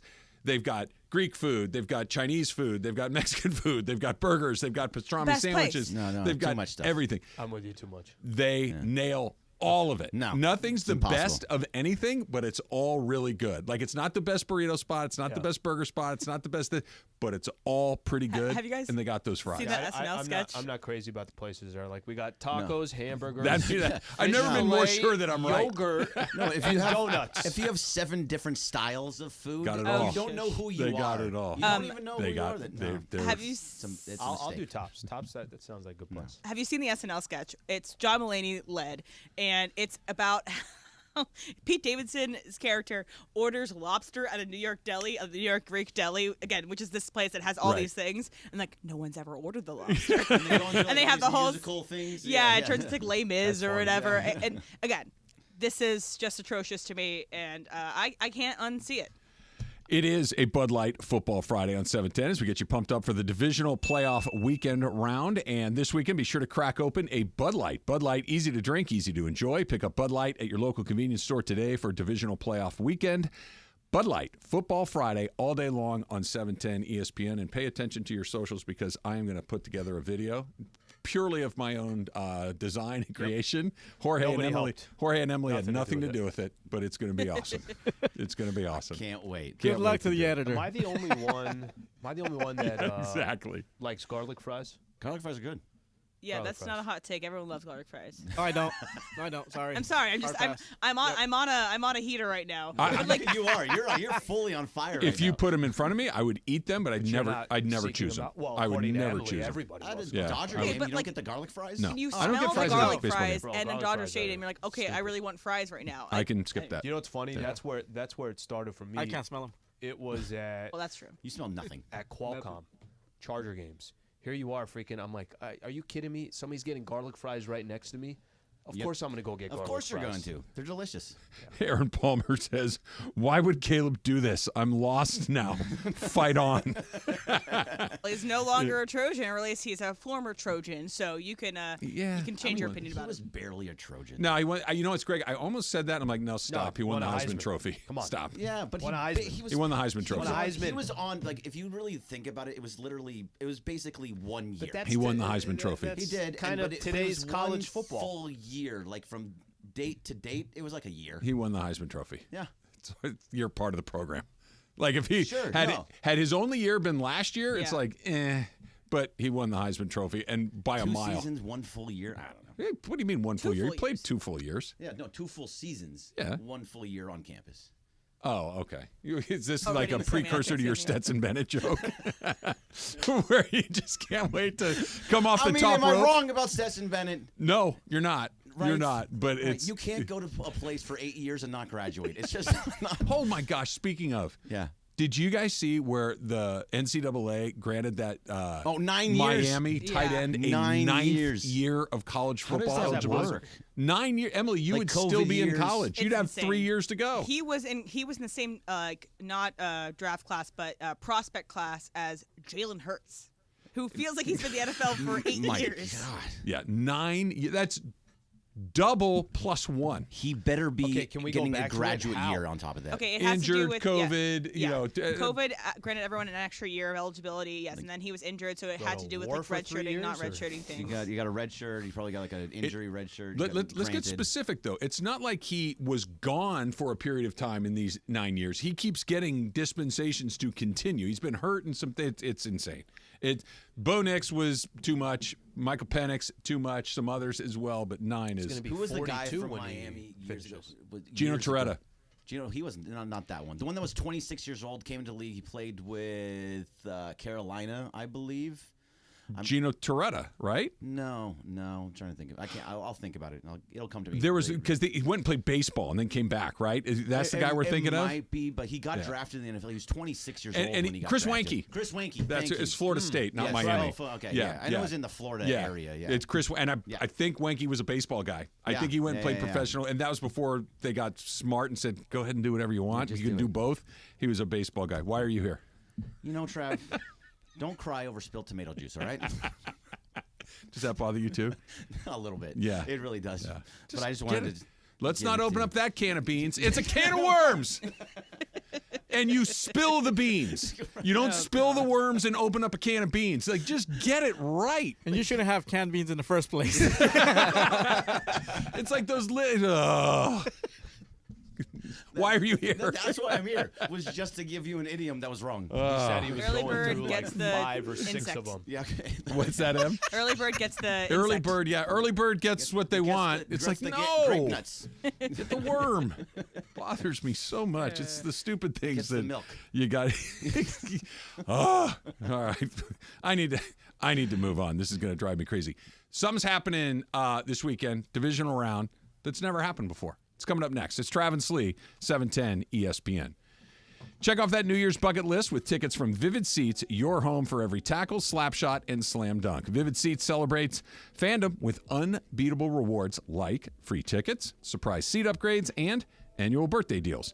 With Vivid Seats rewards, you earn with every purchase. From tip-off to the final buzzer, Vivid Seats has a great selection and great prices on all the 2024 games that matter to you. Just visit vividseats.com or download the app today. Vivid Seats, the official ticketing partner of ESPN. Don't put the horse before the cart. The most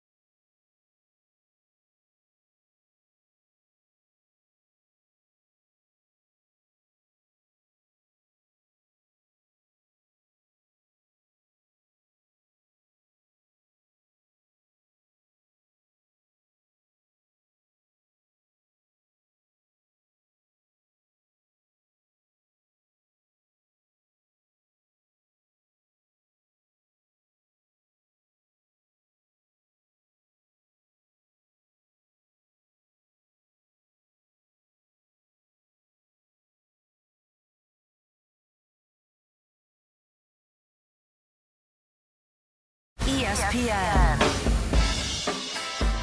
All right, I got one for you guys real quick. So my oldest son and I, Bobby, we go to grab a bite to eat last night, and there's a new place not far from my house that's kind of it's a fish place. They got oysters and ceviches and poke. That's a surprise. You go to a fish place. Yeah, it's called "Why Don't You Make Like a Tree and Get Out of Here." Yeah, I've got the Biff meme on my timeline like crazy right now. So anyway, but it's also one of those places where you go and you order at the front, and then you go sit down. They give you a number and they bring you the food. So I'm the second person in line. It's not the restaurant's full, but it's not crowded. California Fish House? No, Is it that one? No. I don't want to say it because You're gonna say something bad? I'm not going to say something bad because they didn't. This was not their problem. But anyway, I'm waiting, and it's an older couple in front of me, and the guy turns to his wife and says, "What did she want?" And the woman walks to the back corner of the restaurant. It's not a huge place, but it's not small. And then walks back and says, she wants a taco. Okay, and the guy says to the woman taking the order, she wants a taco. The woman says, What kind what type of taco? Yep. There are very many kinds. She turns to the woman, what type of taco? The woman turns and walks back to the corner of the restaurant, comes back and says, shrimp taco. Shrimp taco. Yep. Okay. Shrimp taco. Walk comes Okay, back. great. Yep. Would you like anything to drink with that? Oh, no. Does she want anything to drink with that? She walks back a third time. Yeah, she's got to see the drink. Get up and come back. And come over. She come over. She comes back. She'll have a beer. I'll frustrate a listen. What kind of beer? What kind of beer? 4 trips to order a shrimp taco and a beer. What kind of beer was it? I'm interested. It was a Space Dust IPA, if you're interested. Okay, I wasn't Really nice combination there with the shrimp taco. And I'm sitting there. The woman that's taking the order and I make eye contact. Like, this is insane, right? Like, this is. Are we both being trolled? Like, do they want to see how long they'll go without me losing my cool or she's losing your cool? Like, what? This is insane. Am I crazy? That's unacceptable. I am feeling like I'm watching Uncut Gems. I'm so uncomfortable, like listening to this story. I'm very frustrated. Listen, we were talking about things that irritate us earlier, and I was mentioning, people not really caring about what others are doing. They don't care when they're in public. What's the respectful thing to do? Turn the other pillow. Let me take your example right here. Bro, how many times you go to Starbucks and you're just waiting in line and somebody's looking at that menu like they've never seen it before? What would I want? By the way, there were 4 people in front of them. They were staring at the menu for already 4 minutes, and then they get to the front, and now they're looking at it like it's a completely foreign object they've never seen. No, it happens all the time. I've stood behind somebody who says, "Can I get something without coffee in it?" I'm like, "Dog, come on, keep it moving." So go grab a water on your left in the fridge. Yeah, there's orange juice on the side. Man, it's my turn to order. I walk up there and I said, Bobby, I need a carne asada burrito and a poke bowl with ahi and ponzu sauce. And she looks at me, delicious. She goes, thank you. And I was like, it was one of those moments like we're gonna keep we're both gonna get back on track by being on top of this. It was Bobby, what kind of drink do you want? Yeah, what kind of drink?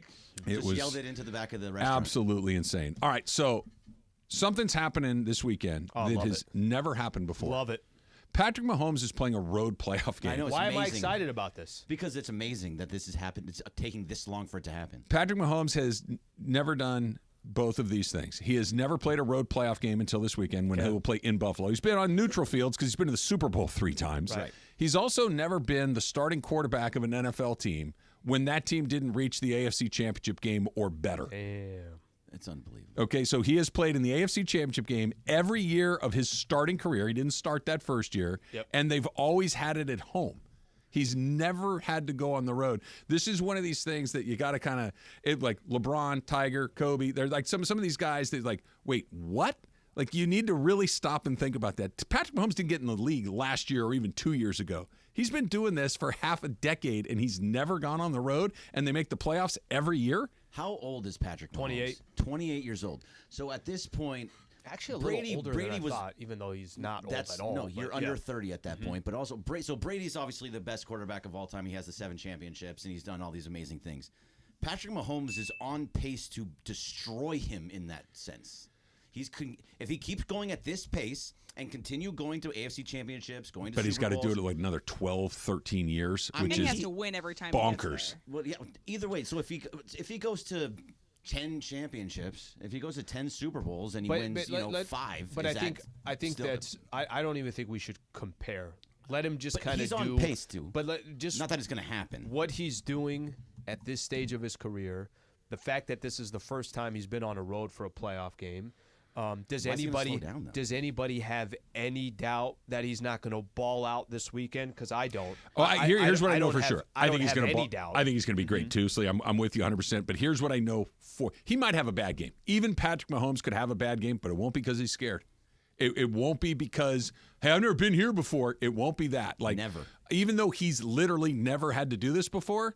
I don't think anybody's questioning his credentials, questioning his ability to go into a difficult environment, to pull something out of his ear at the most important moment, because we've seen him do it so many times. Even if it's the regular season, postseason, Super Bowl, that dude is that dude. And whether it's in Buffalo or anyone else, he's not going to be scared. That's what I mean. What I mean, Matt, what makes some of these guys the greatest in their sport is not just when you got your entire fan base rooting for you. Some of my favorite moments of watching other athletes is when they're quieting down that other crowd. The fact that Mahomes has not got a chance to do that yet in the playoffs, he's walking into this game probably as excited as he would be if the game was in KC, right? Just the ability to walk into a hostile environment like it's going to be in Buffalo, going up against a squad that was, 13 seconds away from beating you, of getting to the Super Bowl.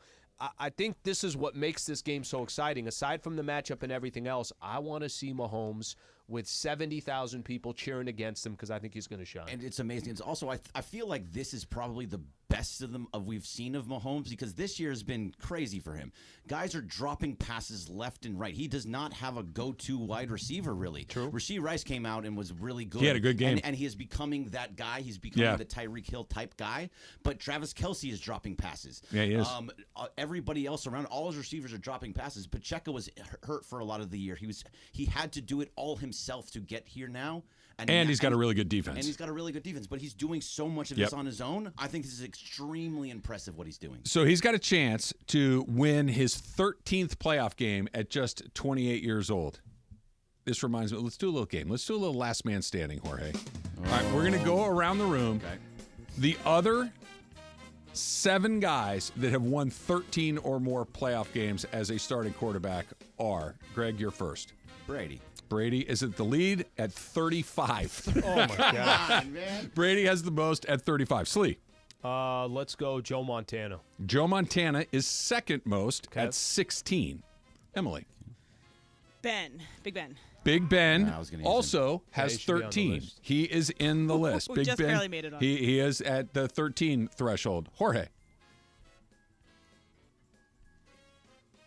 No, I'm out. No, you're not. Purdy. No, it's not Brock. Think about your team. Steve Young. You're out. Yeah, see? Okay, he's out. Greg, back to you. Peyton Manning. Peyton Manning is on the list. Peyton Manning has 14. Sliwa. We've got 1, 2, 3 left. Troy Aikman. Not on the list. Aikman not on the Sliwa is out. M. I should have went with my other pick. I had a couple. Eras Yeah, that I'm I should thinking- go for. No hints? None of these. Yeah, no hints. Kurt Warner. Kurt Warner, not on the list. Dang Greg, it. you have a chance to win it. Bradshaw? Terry Bradshaw is on the list. good. Terry Bradshaw has 14. Is Winner! the Aaron Rodgers on there? Aaron Rodgers is not on Brett there. Favre on there? Brett Favre is on the list. And He's got Breeze is 13. not, is he? There's one more. You guys are missing it. It's very it's very Niner, very right? obvious. You said Marino? Steve Young on my team? No, you said you already said Montana was the one that I was thinking of. Marino? Nope. It's very very obvious. Is he One of- playing currently? No, but you've all seen him and he's awesome and he won a ton of games. Why am I Who the hell are we blanking on missing? it? Give us AFC, AFC or NFC. NFC? AFC. Vic. No. Donovan McNabb. No. No. And we Come saw on, him a guys. ton. Oh, John Elway. We said Elway, right? No. I'm sorry. Elway. It is Elway. I thought I struck through the wrong thing. Peyton right. Manning was what I was thinking, but it is Elway. Yeah. It is AFC, so I didn't give you the wrong clue. I was trying but to- it is Elway. Nice. I was trying to think of people who had gone to multiple Super Bowls. That's the only way you get to this many John things. Elway went to 4. Exactly. But, I was like, okay, Eli Manning, but he hasn't won really any playoff games outside of his 2 Super Bowls. Favre, Big Ben have 13. Bradshaw, Elway, Manning 14. Montana 16. Brady 35. Jeez. And Mahomes can get to 13 with a win. And you said Flutie's at 40? Flutie's at 40. Yeah. We're counting CFL regular season games. Andrew Luck could have gotten to 40. Yeah. That's a good list, right? And Mahomes is about to get on there on his first ever road playoff game. And by the way, he'll move into tied for 5th place all time if he wins 2 games. It also just shows how good the Chiefs have been in the regular season too. Like it's not like they've been in an absolutely easy division. You know, the Chargers are always okay. Like the Chargers have been good since Mahomes has been there. I mean, they've been okay. Okay, they're 500. But let's also talk about every Brady single year. in his division when he was there. He destroyed the. It's the same. I would put it in the same level. Brady being in the AFC East. Broncos have been bad here for a stretch, For a long even though they've been a good franchise and a good organization. The Raiders are a poorly run organization. Chargers are a poorly run organization. Broncos have been bad since Manning left. The Raiders have been bad for a quarter century. Right. And while the Chargers are supposed to be good, they have not been good. They have not been good. Yeah. They have not. They made one playoff last year, and they lost in the first round. Yeah, they only blew a 27-point lead. Yeah, That's a big deal. Factor Cap coming up next. It's Travis Lee, 710 ESPN. You never have to miss a moment.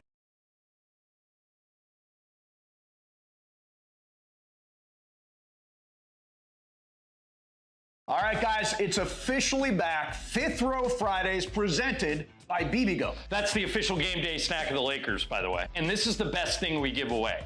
5th row seats to a Laker game. How many times do people come up to us and say, hey, give me Laker tickets? Yes. We don't have them. I don't even have them, but you can win them if you listen every day. And these seats are better than the seats that you and Michael have, right? 15 rows better. Yeah. Michael and I are like row 20. So here's how you win. You listen every day to all the shows and take notes. If you can answer 5 questions about what happened on the show that day, you're eligible to win. And don't forget, on Fridays, your chance to call in all 5 right answers, and you are in the 5th row at Crypto.com Arena for a Lakers game. For free!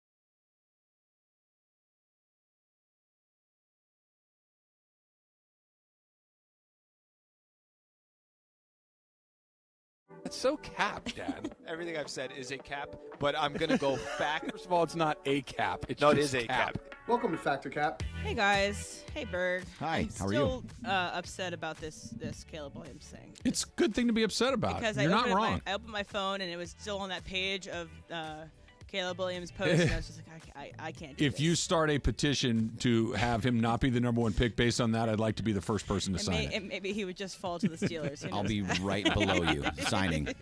Corporate Greg. All right, so first thing I'm going to bring up. So Emmett Golden is a host at ESPN Cleveland. He hosts a radio show with them, and it's called The Next Level. And I used to work with him a little bit when I was at the network. Great guy. Awesome guy. Great voice. He has cool takes on things. Awesome. He also I have a 180 on him today as well. Okay, so ESPN Cleveland tweeted out this photo. And it's snowing in Cleveland. It's a snowy day.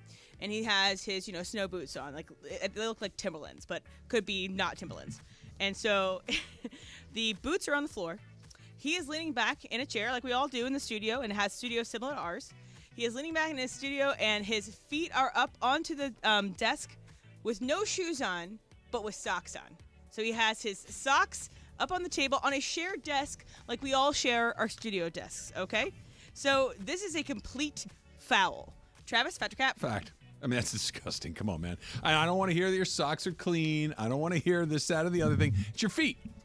Right? We can all agree that we don't want to touch each other's feet. We can all agree that your feet should be in your shoes on the ground when you're at work. That does not seem to be How is that a even high a bar to clear, conversation? right? In your shoes, Usually I on wait the for myself. ground I can't wait at for Earth. myself. You guys are all just ridiculous. What does it matter? Are you okay with the shoes on? If there's shoes on, I'm not. I'm not either, but I'm more lean okay. back and I put my feet up. Yeah, on but the, okay, I think wait. I don't Can touch ask you, that. Wait, can I ask you a question? Yeah. Who's going to be sitting there in an hour or so?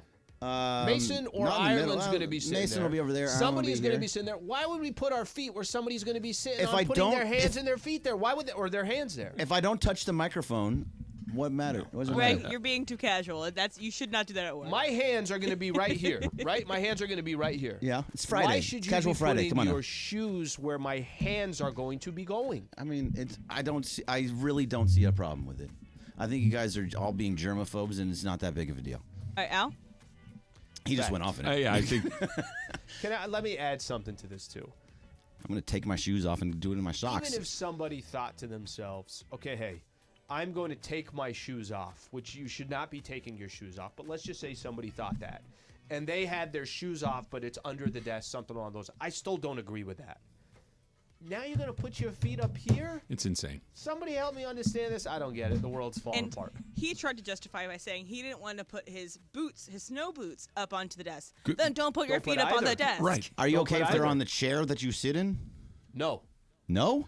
Because that's where your butt goes. That's My hands are the chair. I'm all right your with. butt goes. I will Like split where? that here. Where? He puts it on the handle here. My That hands are doesn't here. bother me because my it's right there. my butt is going to be on that Yeah, part of who that. cares? That's got everybody's butt on it already. better. It's got all your butt stuff. Listen, that's much there better to begin there with. than here. I come- better Your there than hands here. are exposed, Greg. That is why it is gross to have someone else's feet on a shared desk. If it's your desk in your office, Greg, Yeah, if you're go at off. home I mean, or you're at your I do that office. sometimes when I'm like, okay, I have about 3 minutes, 5 minutes. I'm going to just lean back, put my feet up. All right, Jorge. It's my desk. Yeah, 'Cause you're a dog. I'm with the guys on this one, and then Which ones? Because this one. No, not that one. Because that one wants you to use. Okay, see this? It's funny how he wants you to use ways to figure out ways around this, but he can't keep his feet on the floor. Why do they have to be on the table? Because You feel it's me? comfortable. Right, but then you're not at work to be comfortable. I mean, I You know what don't else put is it on a desk. comfortable? A robe. Okay, so I wear a robe into the office. Or sweatpants. Andy's one of those people that comes and brings his food, and he'll eat there during the breaks. Yeah. And then how is that going to be sanitary for him It's when not. your feet are not up good. there? No, and it is then not. he's You're eating. You correct. feel me? That's a good analogy. However, I see Sliwa every single morning take a wipe and wipe down But not everything. everybody So- does that. Because of people like you. That's the only reason why I'm doing it. You're fine. The only reason why I'm Don't- wiping don't is change a because thing. I don't know what anybody else is doing. It's nasty. People like you and people like Nasty. Emmett Golden. Shouts out to Emmett Golden, though. He's great. Look, they I- left a piece of gum here. Okay, on the see, mouse that's pad. gross. See, that's That's on, man. gross. That's gross. That's a fireable offense. That is, frankly. that is a fireable offense. I mean, you should not be leaving food Yeah, or anything like yeah. sticky Lose like your that. citizenship Yeah. in this country. Hey, be careful. All right, so today is Edgar Allan Poe's birthday. We had to Okay, work for so ours, let too. me. Edgar Allan Poe. If you don't know who he is a poet, a writer who wrote, The Quotes The Telltale Raven. Heart. He wrote the Raven, and here's my bone pick with the lore of Edgar Allan Poe. It's not Edgar Allan Poe's fault, but many cities claim Edgar Allan Poe. So he was born. He wasn't born in this place, but Baltimore claims him. Right. All he did was die there. He died in a ditch in Baltimore. Okay. UVA claims him. What kind of fries did he like? UVA claims him, my university, Chris cut because he fries. went to school there for 1 year and didn't have enough money and dropped out. Okay, so we claim Edgar Allan Poe as well. And then also Philadelphia claims him because he had, honestly, Philadelphia probably has the best steak stand because he lived most of his life there. But Is that where he wrote he was most of his stuff? kind of, Then yeah. Philly yeah. wins. What? Then Philly wins. Exactly. That's what No. Philly should win. Regardless, the Ravens, the team, is called the Ravens because of Edgar Allan Poe. And again, all he did was die there. All he did was die there. Regardless, Poe is the name of the mascot of the Ravens. So it's it's great that there's a mascot named after Edgar Allan Poe. It doesn't that's my statement. It's great that there's a mascot named after him. Greg, fact or cat? I don't know. I guess fact. I mean, This is a bad one. I'm sorry. I got to scrap this no, one. I mean, I just don't like. I wanted to Cool, go that's on the my name rant. of the Raven. I wanted to go on my rant about Edgar Allan Poe, and I just was trying to shoehorn in a way. Way to do a factor make cap. A factor cap about it. So I'm gonna go on to the next thing. Sorry, this is a. All right, can I answer first again? All right. So yesterday, I went to a dispensary in Marina Del Rey, and one thing: why are all dispensaries looking like art galleries now? I don't really understand that, but regardless. Like Apple Store, some of these. Yeah, it's Really insane. nice. So I ordered it ahead of time. Yeah. And Customer I had service. a certain thing that I want. So it check you in, make sure you have the ID, your right age, and then you go to the counter. And all I'm doing is picking up a thing that's ordered. It's just edibles. And so then they said, "Oh, do you want a tip?" I'm like, tipping for what? You put literal just these edibles into a bag. Like, you're not helping me. You didn't service me at all. All it is put into the bag. So there are certain things you don't need a tip for. Greg, fact or cap? Well, fact, but I think on that one I would tip. Why? I personally would because, I mean, they still did something. They are servicing you. They put the thing in the bag and gave it to you. It's just like doing a takeout at a restaurant. Just because you're taking the food from the counter, putting it into a bag and handing it to you, that's still part of the job, and you tip service workers. I am a big tip guy. So dispensary workers are service workers. Yeah. Okay. What else would they be? They were Employees. employees. They get paid a living wage. If I do everything myself, then I am not going to tip. If somebody does something for me, I am going to So tip. it takes it off of a shelf. So should you tip American Eagle workers when they take the jeans off of a shelf and give it to you? No, because usually I pull it off to the. What if But it's they too bag high? it for you. But they bag it for you. Yeah, exactly. They put it in a bag for you. They don't. That is not it. They don't have a tip Greg doesn't jar. use bags at American Eagle. No, I take it out myself. I'm a man. No, so, if there was a tip jar, I might think about doing it. Okay, Al? I probably would not, though. So, question is, there are certain things that you don't need to tip. Maybe I'll add that they ask for a tip, but you don't need a tip. So, I'm going to say fact, but here's the problem. I don't know what it is. I don't know what the line is. I don't. Because there's certain things that I think you should tip for that we don't have the option to tip for. And there's Yes. certain things, and ultimately at the end of the day, I now feel obligated to tip, period. So if I go get a cup of coffee and somebody hands me that cup of coffee, they are employees, and it only did cost me $3.65, but then there's the option to tip. Well, if I tip them, which I typically do, Illy tips them every day. They give me a black coffee. then why don't I then tip a grocery store worker who's bagging my groceries? Or why don't I tip? We've got so confused of where we should tip and where we shouldn't tip. I think there are people that deserve to be tipped. I don't mind tipping the people. If I'm at a dispensary, I don't mind doing that because I also don't know what the line is of where I should tip and where I shouldn't anymore. I genuinely don't. All right, Travis? Ask the question again. I forget. I know what my answer is, but I don't know how to answer the question. There are certain places where they ask for a tip that you don't need to tip. Fact. The line, Al, let me see if this helps you at all. The line is, did you do something above and beyond the minimum requirement of what is expected of your job? For instance, in Emily's scenario, she ordered a product, and that person picked up the product, put it in a bag, and handed it to her. That is the bare minimum of the transaction that's taking place. That person does not deserve a tip. If that very same person that took the stuff and put it in the bag said, "Oh, I noticed you bought these. Have you tried these? Right. Have you had a chance to try one of these?" And you say, "Oh, yeah, no, not really. But what's it about?" That person deserves a tip. If I'm just taking the bag from the counter and handing it to you, that's not a typical what if it's situation. Takeout? Are you tipping? I will tip, but I'm not going to tip like I sat down there. I know you're not. Not 20%. Yeah, but you're tipping. Yeah. And because I feel that's obligated, everybody in the line, but right? I feel obligated to tip there. What are they doing different that somebody else is doing? So I'm going to split the hair here a little bit. You're not just tipping the person handing you the bag. You're tipping the cook. You're tipping the busboy. You're tipping everybody that's kind of doing those things to get it to where you grab the bag off the counter. But I think you're mostly right, Slee. It is out of obligation. A tip is for service above and beyond the bare minimum.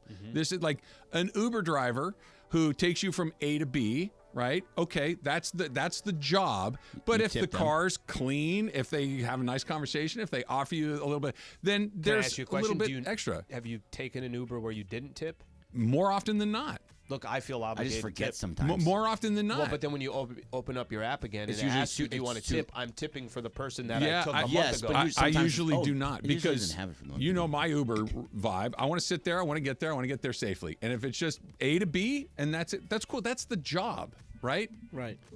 But yeah, I don't know the line anymore. Go ahead. No, Slee said it right, but it's the same as a takeout guy. If they're taking your food, putting it in a bag, handing it to you, that's it's the more same bullying. thing. That's more of a now I'm expected to do it because I agree with you. On coffee?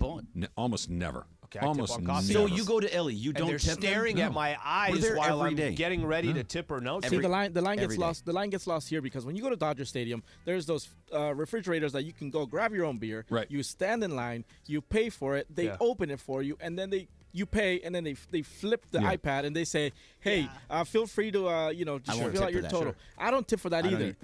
Because there's some of these places that force it on you like that. Like, Okay. oh hey, by You're the way, not allowed to open that. Here's fill out the your one total. thing. Here's the one thing that I genuinely don't know. If that person at that ballpark is actually getting the tip money and those other people that are there as well, I'm okay to tip. My problem is I don't know if it's going Give to them them. cash. Yeah, I don't know if it's going It's to them. also Yeah. the No, difference. they're cashless. No, you Dodger can't Stadium is buy still- the beer for cash. You can tip in cash. It's also the difference between a restaurant and other places is that the people that work there a lot of times make almost all of their money off of tips. So that's why you have to tip. The people make $2 an hour sometimes and have to get It's that minimum wage now. You get paid minimum wage plus the tips. That's sure. It, But I'm just saying that's why people have tipping. Yes. Tip in cash at Dodger Stadium if you want to tip. Right, because trust me, they're going to take it. It's just like how often am I carrying cash? I just don't carry cash that often anymore. That's an old thing. I think ESPN, when we're done with each one of our shows, we should be tipped. I think ESPN should tip us. That's not. I think when they give us our check, they should give us a 20% option for tip, and they should hit For a tip. hot take. So are you going to tip them for paying you? No. Emily deserves like 30% for her fries rant today. She gets above and If beyond someone gets for tipped sure. today, yes, it's Emily. So the Rams and Emily are not going to draft Caleb Williams, but the Rams have a chance to get their hands on a quarterback this year should they do it. That's next. It's Travis Slee, 710 ESPN. And the top drivers on the NASCAR Cup Series and Mexico Series, they will be racing at America's best venues, surrounded by the best in entertainment. It is going to be, that's right, it's the best. The Busch Light Clash at the Coliseum. I've been to the previous two. It is a great day. You'll have a great time, and they are coming back, coming to L.A. on February 4th. Get your tickets right now at NASCARclash.com. The biggest show.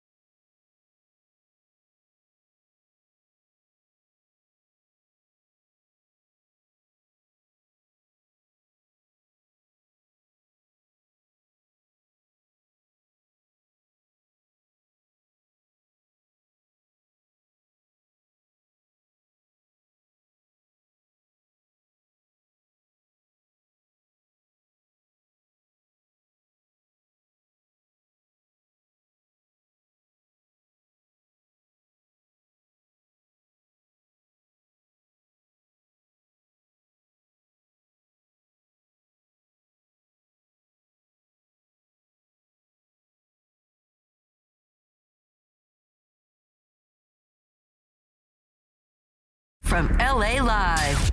Travis and Sliwa on 710 ESPN.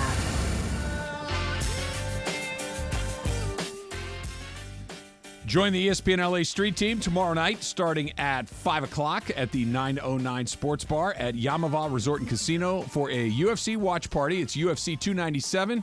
It is Strickland versus Duplessis. You can win prizes from 710 and Bud Light all night, and you can experience the greatest sports bar on the planet. That is tomorrow night at the 909 Sports Bar. Special thanks to Bud Light. Easy to drink, easy to enjoy. Pick up Bud Light at your convenience store today.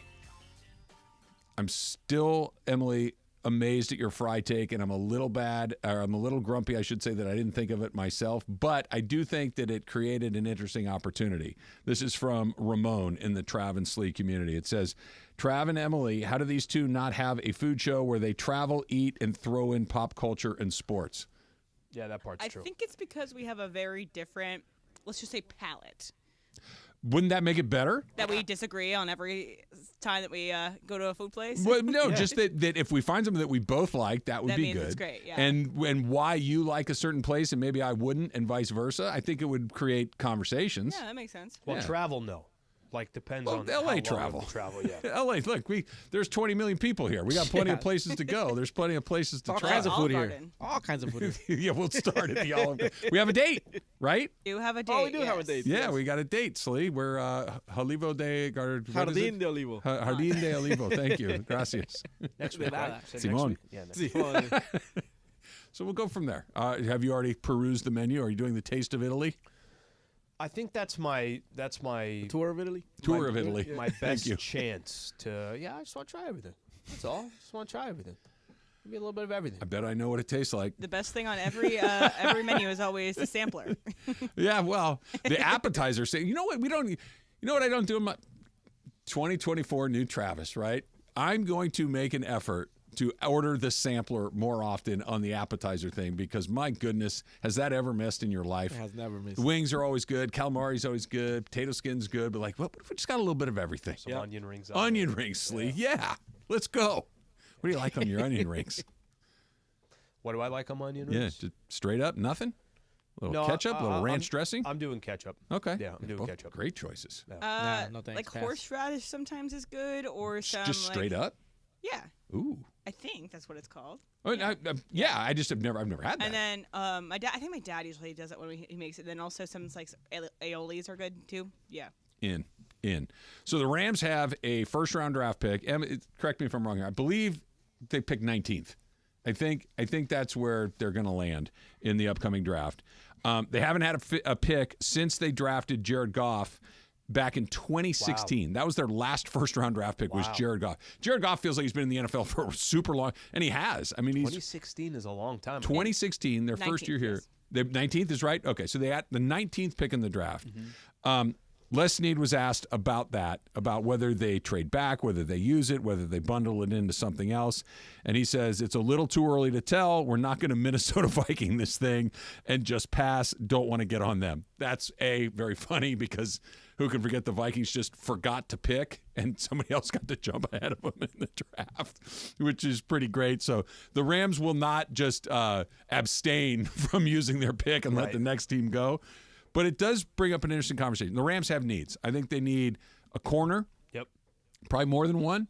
I think they need edge rushing help, and I think you're probably looking for some depth at offensive line, if not a starter at left tackle. I think that there are some things that need to be, tightened up, shall we say.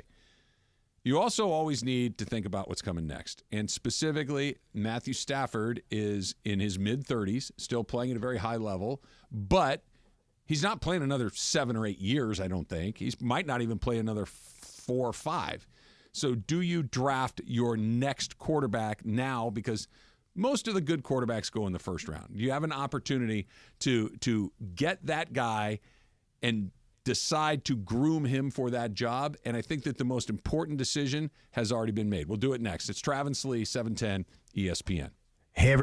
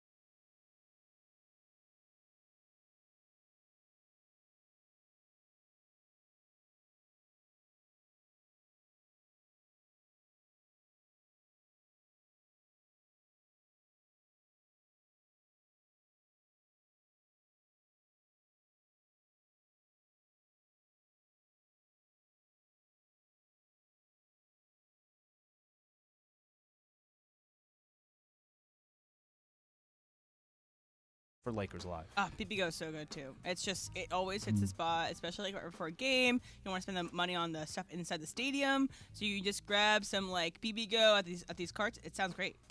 It hasn't missed for me yet either. It is, especially like the stuff you get at the grocery store, the frozen stuff.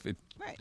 Sometimes that frozen stuff doesn't heat up great, and it's not. This heats up perfect. That's what I was just gonna say. It's how you heat it up too has got a lot to do with And it. Slee, you talked about how your like kind of not cheap meal, but your cheaper meal. You know, when you're trying to make money stretch, was rice and chicken. You can just elevate it just a little bit because PPGO doesn't break your bank. It's just you get the rice and you get those orange chicken. Fantastic. Little breaking baseball news here. One of the bigger names that was still on the free agent market is no longer. Josh Hader has signed with the Houston Astros. They are in agreement with a 5-year, $95 million deal.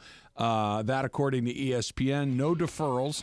The largest present-day value contract for a relief pitcher in baseball history. And that's just whoever is next seems to always kind of get a dollar more than the last guy. But Josh Hader is a very, very good pitcher going to a very, very good team. So not surprised that the Astros are doubling down. It's interesting. You know, Padres had a chance at the trade deadline.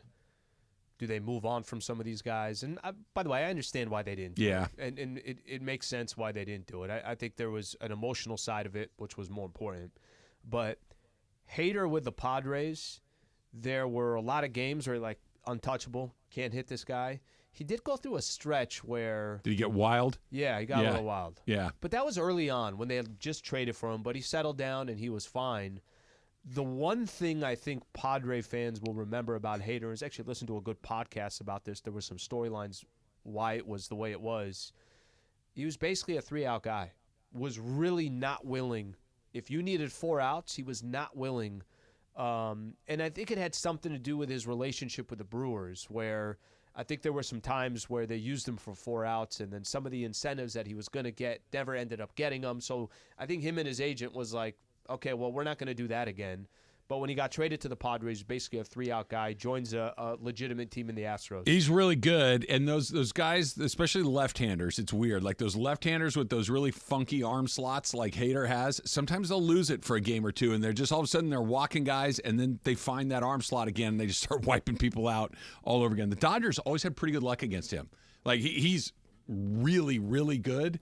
But he was one of those guys that when he came in at the end of the game, like in Milwaukee predominantly, because I thought with the Padres he was okay. But that was one of those guys that when he came in against the Dodgers, I'm like, we still have a chance. Not a great chance, but some of those other guys that come in, it's like, okay, this is a wrap. You're not getting hit off of those guys that are just lights out. You surprised by the money? No. Yeah. With pitchers, especially pitchers of a certain age, I am a little surprised at the length of term. And I get it. If I'm Josh Hader, I want term is the number one thing I want, right? How long can I guarantee my money coming in? Dollar second, because somebody is always going to just give them that extra year. The Angels, just give them the extra year. Dodgers, other teams, like, we're going to walk away from this that. Is Astros, yeah, right? You're kind of in the middle. You, I'm actually, it's kind of funny, and we'll get back to the NFL stuff. Snell still hasn't signed anywhere. He's a weird one. I know he is. Because he's really good. Yeah. He's not old, but he's not young. Yep. And he's had some seasons that weren't good. Well, and I will tell you, part of the hesitation, I think, for him. Would you want him back in San Diego? It's funny. I'm going to go back. Yes, because they Let's say he gets the going rate. He gets a lot of money for a long term. You good? A lot of money long term. Gets the rate. He gets what he's looking for, I guess is the best way of saying it. No, I would take my chances. Yeah. I'd take my chances. Because and here he is coming off a side. I don't believe in him long term. I just don't. He hasn't stacked great seasons like in a row. He's good season, okay season, walks good season. a lot of guys, but he does still walk a lot of guys. Still figures out how to get. He misses a lot of bats too. You know, right? And that what's the run prevention is the phraseology of the day. Oh, the run prevention is going to be on the mound. He gets a lot of swing and miss. He misses a lot of bats, but he does walk a bunch of guys. Hader to the Astros, $95 million. Back to the Rams. Yep. And whether or not they should use that 19th pick in the draft on a quarterback. The name that you've seen in mock drafts are all over the place is J.J. McCarthy from the Michigan Wolverines. That he's declared for the draft. He is a national championship winning quarterback, et cetera, et cetera. He's young. He's 20 years old. He's a young guy, so there's a lot of room for development and for growth. And I think the reason, I'm going to kind of do this backwards. If the Rams really like him / love him, absolutely pick him. And here's why you can do it. Because there's not going to be any pressure to play him. Because Matthew Stafford is still at the top of his game. He's still one of the best quarterbacks in the league. That if Matthew Stafford came out and had a couple of bad games at the beginning of the season, it's going to be, put McCarthy in. It's not. It's Matthew Stafford. Give him some time. And he's going to be good. He's going to continue to be good. Look at what Jordan Love's doing in Green Bay right now. He watched a really good quarterback do it. Even though those guys, by all reports, didn't see eye to eye, it worked out. Favre and Rodgers didn't like each other. That worked out pretty well. You look at a guy like Patrick Mahomes, who came into the league and sat for an entire year and watched Alex Smith play, and it wasn't, you got to put him in, because Favre and Rodgers and even Alex Smith, who's the number 1 overall pick, it's one of these, that guy knows what he's doing. We don't have to rush this along. Letting him kind of cook and get right watching before you have to hand him the whole thing when Matthew Stafford's ready to go to another team or retire or whatever it is 2, 3, 4 years from now, and then McCarthy would only be 24 at that point. That seems like a really good fit if you like his game. So I'm curious on this, if you flipped it the other way and you asked some of these young quarterbacks, these quarterbacks that come in and all of a sudden they got a franchise and the entire fan base is, hey, we're going to sink or swim with you. And you are 20 years old or 21 years old or 22 years old. I do like, personally, and this might be just more of an old school approach, can you give these guys a second? Can you give them a second in the league? And I wonder if there are a lot of these quarterbacks. Now, you can watch C.J. Stroud, who's is part of a playoff game and already has won a playoff game. He's got the Ravens this weekend. Are there some outliers out there? Yeah, I'm sure there is. There definitely is. Joe Burrow. There are plenty of young quarterbacks that are out there that have had success in the NFL and almost had immediate success. I mean, Josh Allen didn't wait. Yeah, neither did there are plenty of examples of guys that haven't waited and have had success, but there's just as many guys that haven't waited that have flamed out. Of course there is. Right. Of course there is. Yeah. And the reason why I bring it up that way is I wonder if a quarterback like McCarthy, if he would rather be, does he want to go to a franchise that's basically asking him right away, we need you to produce? Or would he rather come to a team like the Rams where I get to sit for a second, I get to slowly develop, I get to watch one of the better quarterbacks in the entire NFL that's won a Super Bowl and get a chance to learn from him. I get to be with a head coach that's one of the youngest in the NFL and has had all this, so much success. Or here are the keys to the franchise, there's pressure right away. And I guess every personality is different, but doesn't it sound like if you're trying to crop something for your future, the one of let's plant this thing once a day, leave it alone, and we'll come back the next day, plant a little bit more, water it again, rather than we're just going to we're going to leave the hose on and let's hope this thing just grows like no tomorrow in the next month. Okay, so we have the example of Mahomes. Mahomes, a fantastic player. Might have been fantastic if he just started right away, but it is a benefit of behind a veteran. But also, there's Trey Lance. Trey Lance, they traded up to get Trey Lance, and they knew that they could wait with Jimmy G for a little bit. Trey Lance can learn, and he can become a better player, and he never turned out into what they're supposed to be. And now they have Brock Purdy leading this team into potentially a Super Bowl. So just as often, you could have a Trey Lance that never actually turns out to be what you wanted to be. Sure. There are examples to all of this stuff, but what I'm getting at is the Rams have the infrastructure to allow time that you don't, and Matthew Stafford is far more credentialed than Jimmy G, right? That he's a better quarterback, and I'm not calling Jimmy G stupid, but Matthew Stafford just gets football. Yeah. Just being around him and understanding how that goes, being in that environment's good. Yeah. And the Niners they didn't have the guy; they had a guy, and they were trying to find the future. In Lance's case, I don't even know if he ever got a really good shot to do it, right? He got hurt, then Purdy, kind of became the next big thing. Senior year of college delayed because of he didn't play at all because of 2020. Just the whole thing was kind of like, if you're looking for like the ultimate bad luck case, it might be Trey Lance. But what I'm getting at is that, and again, Mason was saying no to drafting a quarterback. They'd get Aaron Donald, get Matthew Stafford as help right now. That's fine too. I'm not against that. But if Les Snead and Sean McVay are like, I'm telling you right now, J.J. McCarthy is the real deal, and you can get him, you have an opportunity at least to let him cook a little bit while your team could still be really, really good. That doesn't happen very often. But you also look at some of their late round success is great. They are very good at late round success. Mm-hmm. But you see Logan Bruss didn't turn out to be great. You have Tutu Atwell, it's fine, but he's not the wide receiver 1, wide receiver 2 that you want him to be. And so maybe they aren't just as great at picking early. And it might be that the Bengals pick right before the Rams, I think, and then the Steelers pick right after the Rams. Mm-hmm. And so what if the Steelers end up with this amazing edge rusher, and you always regret that you took a quarterback that you were going to have to wait 2 years, and he never turns out what he's supposed to be, when you have an edge rusher that could start right now, and your window right now. Fair argument, too. No, again, you got to love McCarthy. You got to, in your bones, it's got to be the believe. plan, only if he's available. And I love, it might work. Nope, he's my guy. If it's anything other than that, then do what M's suggesting. And even if you do love him, and you're thinking, look, if we get that guy that can really go get, you know what, let's just do it. We'll have a Super Bowl this year. Right. If that's what you think too, then maybe you do that. But that they have options for the first time in a million years, that's kind of refreshing. Let's try a quick phone call here. Oh, I should have known this guy. This guy shouldn't have to wait. JC in Ventura. What's up, JC? How's it going, guys? All right. So I heard you guys talking about how to do onion rings. Yeah. And I just need to give you some advice. Me being a chef, a retired chef, the best way to make it is you need to make your own little sauce on the side.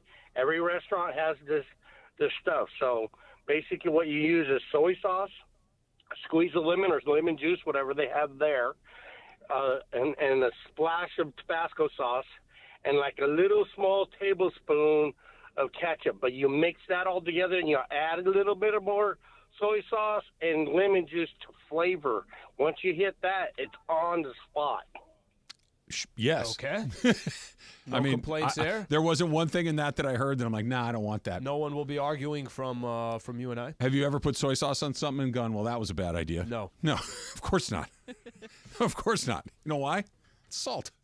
Yeah, it's like, but maybe later when my face blows up like a balloon. That's a different problem. Salt sitting there. Yeah. Thanks, JC. It's Appreciate worth the risk. Yeah. Add salt, add butter. That works. No one's ever said, you know what this has too much of? Salt and butter. Nope.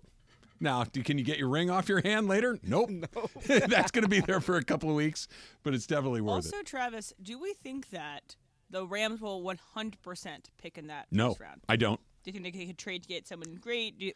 I think they could go either way. I think, look, if they see somebody that they love and they know that he's not going to be there by 19, they might move up. But also, like, I don't know.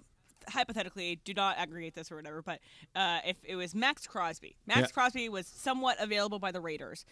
The Rams sacrificed a first-round draft pick. They go back to F them picks, and they get Max Crosby. You know the answer to that.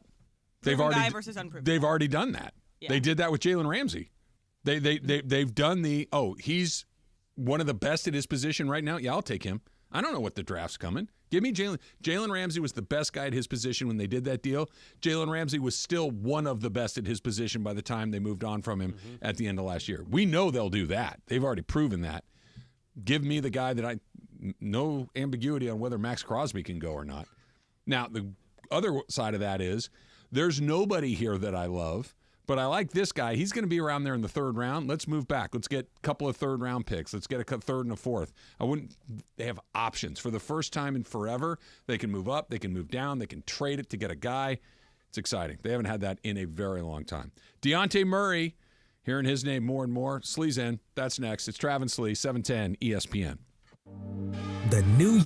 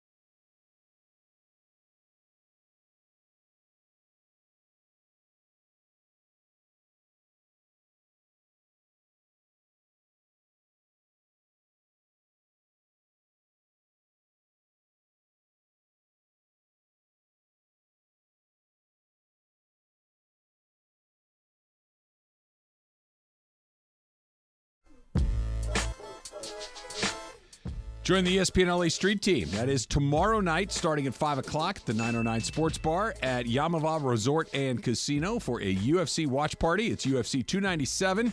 That would be Strickland versus Duplessis. You can win prizes from 710 and Bud Light all night long and experience the greatest sports bar on the planet tomorrow night at the 909 Sports Bar. Special thanks to Bud Light. Easy to drink, easy to enjoy. Pick up Bud Light at your convenience store today. And that, of course, was the scene, Slee, of Emily getting her heart ripped out by Furman.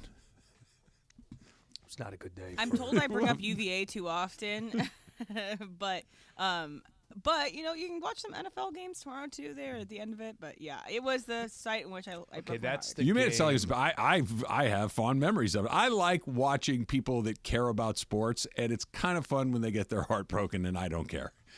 No offense to Emily specifically, but like if that's why I pay attention to you so much in October. Exactly, it's fun to watch. I get it. I don't even. I totally get. It's wonderfully fun to watch. No. What do you mean no? No, it's for me. It's hating on the team, not necessarily you.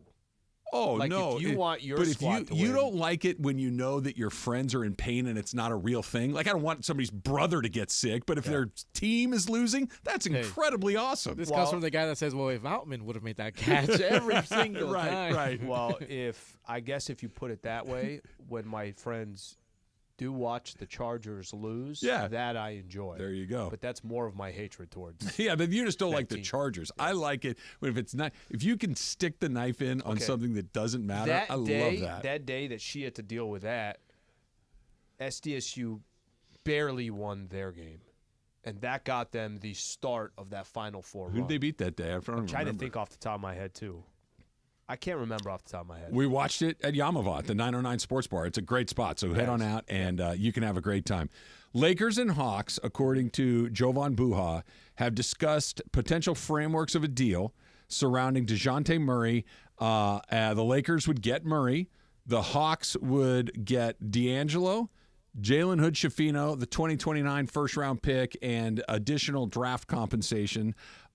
You said earlier today, Slee, like, yep, you'd sign off on that at 12:20 on Friday afternoon. I mean, I'm going to go back to a couple things.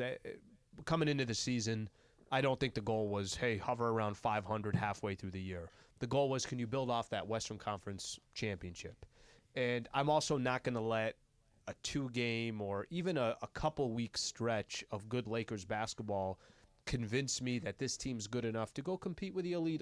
I'm talking about Denver. I'm talking about these other teams. Does this make them that? I think it gives them a much better chance than it gives them. Okay, better chance, sure. With the addition of Dejounte Murray, are they a favorite? Are they? No, I don't think they're a favorite. Are they? Do they beat the Nuggets? Probably not, right? I'd have my hesitations. Still. Yeah. I'd still have my it's okay to say no. Well, or do you think yes? I'm processing it because I think right now I definitely don't feel like they beat the Denver Nuggets. And there's a few other teams out there that I don't think they beat. The Celtics. Well, and also just why would I give them the benefit of the doubt against really a lot of these teams? Sure. The Clippers would be an incredibly tough matchup. Minnesota is a good team. That they could definitely beat the Lakers in a 7-game set. I think it makes them better. And I like the idea of Dejounte Murray on the Lakers for past this year. I like the idea and the concept that he's a player that could be with the Lakers for a few years. I like that he's making basically, you could almost call it, not exactly half the money, but a lot less money than Zach LaVine would cost you. Yeah.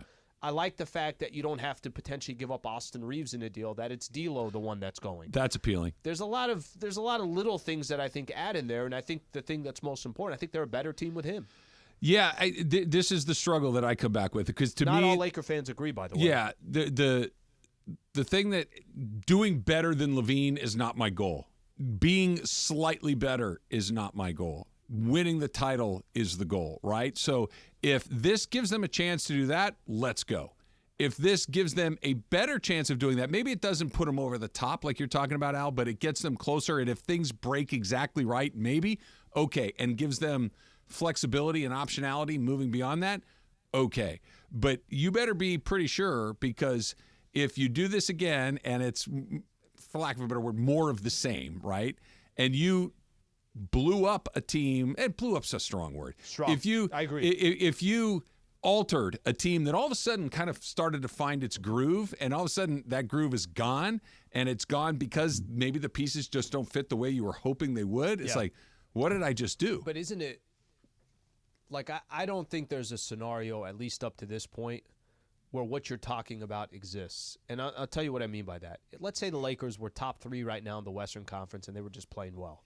That the Lakers they're one of the teams in the West that's, hey, yeah, they're one of the small few that you could say, watch out for the Lakers. And then they went out and made a trade.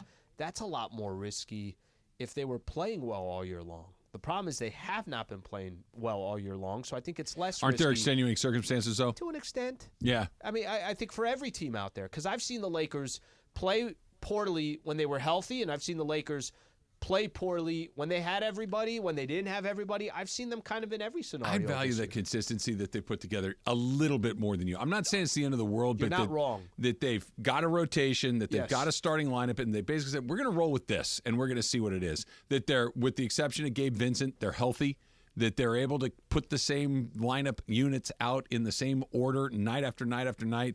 I think we tend to underrate consistency in pro sports. It's like, just give me the best guys, just throw the best guys at it, and everything will work out. Well, that's not a bad plan either, but having the same, I know what I need out of you every day. And what I'm going to ask you on Friday is not going to be different than what I ask you on Saturday. It's not going to be different than what I ask you on Sunday. And, oh, by the way, on Monday, you might not play at all.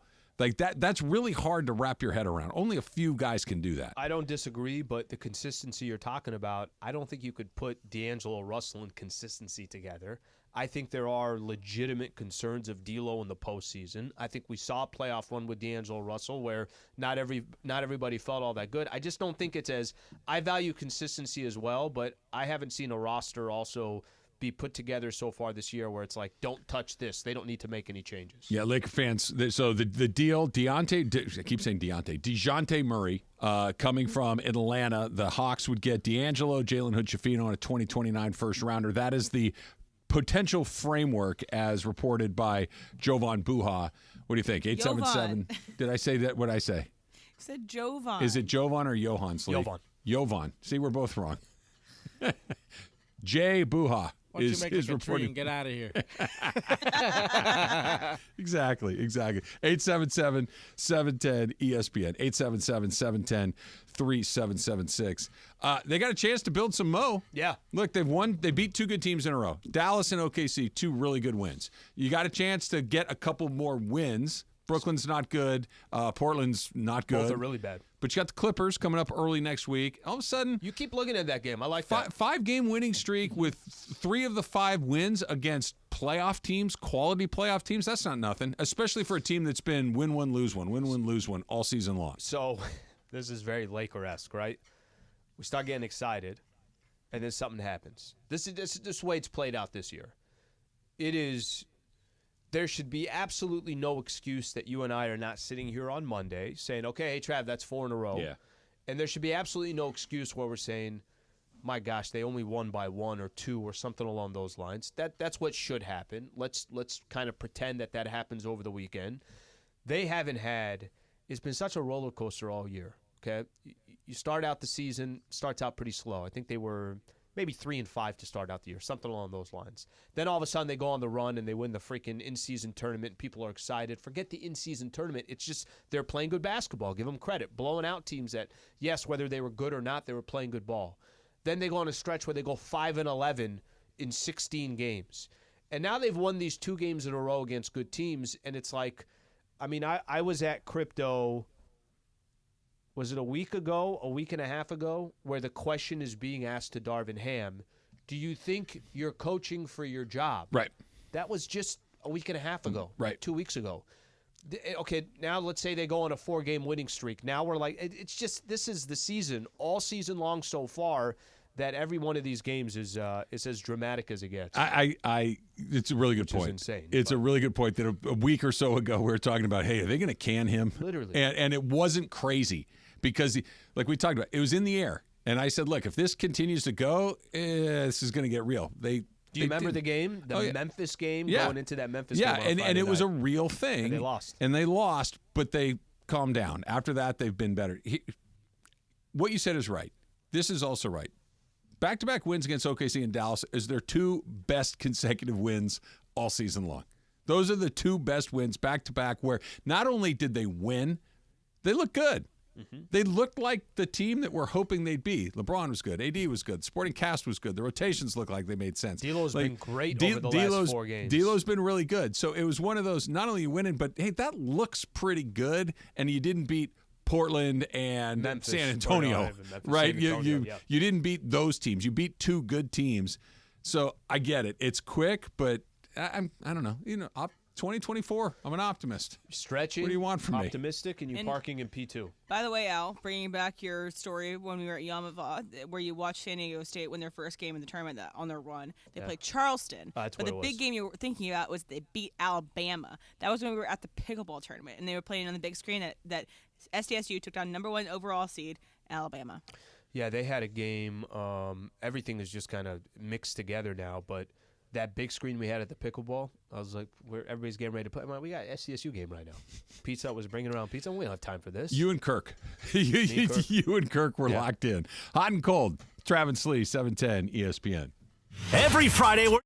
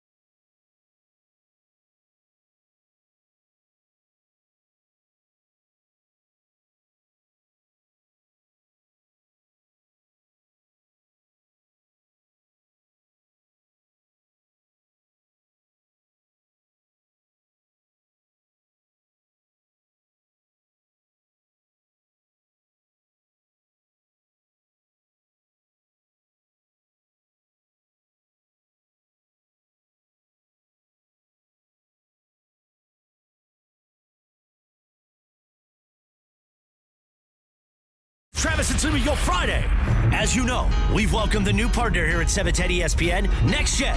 NextGen, the official AC, heat, and plumbing company of SoCal sports fans. You're as cold as ice. Call 833-3-NEXTGEN, NEXGEN, or visit nextgenairandplumbing.com. Time for our feature we do 3 days a week at 12:30 p.m. Who's hot? Who's cold? Thanks to NextGen. And now time for What's Hot. How about popcorn? Take it away, Producer M. All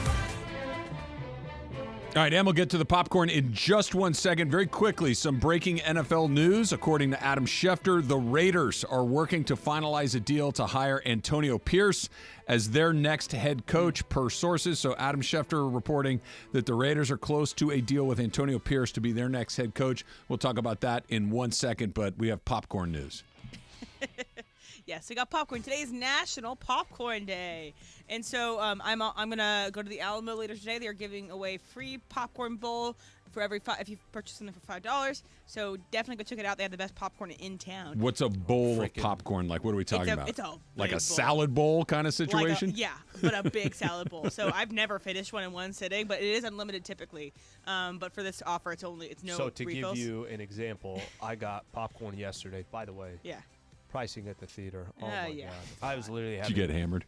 I was having a conversation with a guy. Almost pretty reasonable with their popcorn prices. What was? Can I guess? How? Give me a. I guess it doesn't matter how big it is because popcorn is basically free. I'm gonna tell you, I got the small one, so okay. I didn't even get. You got the small popcorn. It was $10. It's $9. Yeah, $9. That's insane. I got a sparkling water with $6.50. Wow. Sparkling water.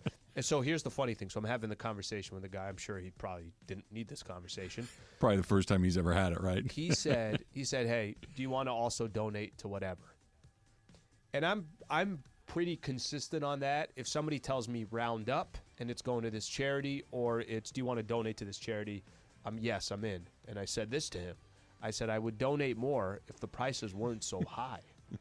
And he goes, I know, man. I'm like, it's all good. You don't make the prices. I was just going to say, he's probably like, dude, I don't set the prices around here. So I tell him, I said, I know, you don't make the prices. He's like, no, I know. He goes like, the prices are insane. Just the theater. I'm like, and it's all good. You know, it is what it is. But popcorn was $10. That was the smallest one. I think the largest one might have been 15, something like that, whatever it is. Bananas. I was a day short on going for the popcorn day. And what's great about Alamo is that they, it's pretty reasonably priced and you get a ton of popcorn with that. But also, it got me thinking, why did we associate popcorn with movies? There's nothing intrinsically about popcorn that makes you want to have it at a movie. Same thing for why do we have hot dogs with a baseball game? Peanuts at a baseball game. Peanuts at a baseball Why game. wings with football? I know it probably goes back to advertising at some point, but I don't know. It's kind of it's almost like a high thought. Why do we choose these things? I have no idea, but you're right. There's nothing cinematic about popcorn. There's nothing particularly football-y about wings, other than when I see football, I'm like, what would go good? Beer and wings.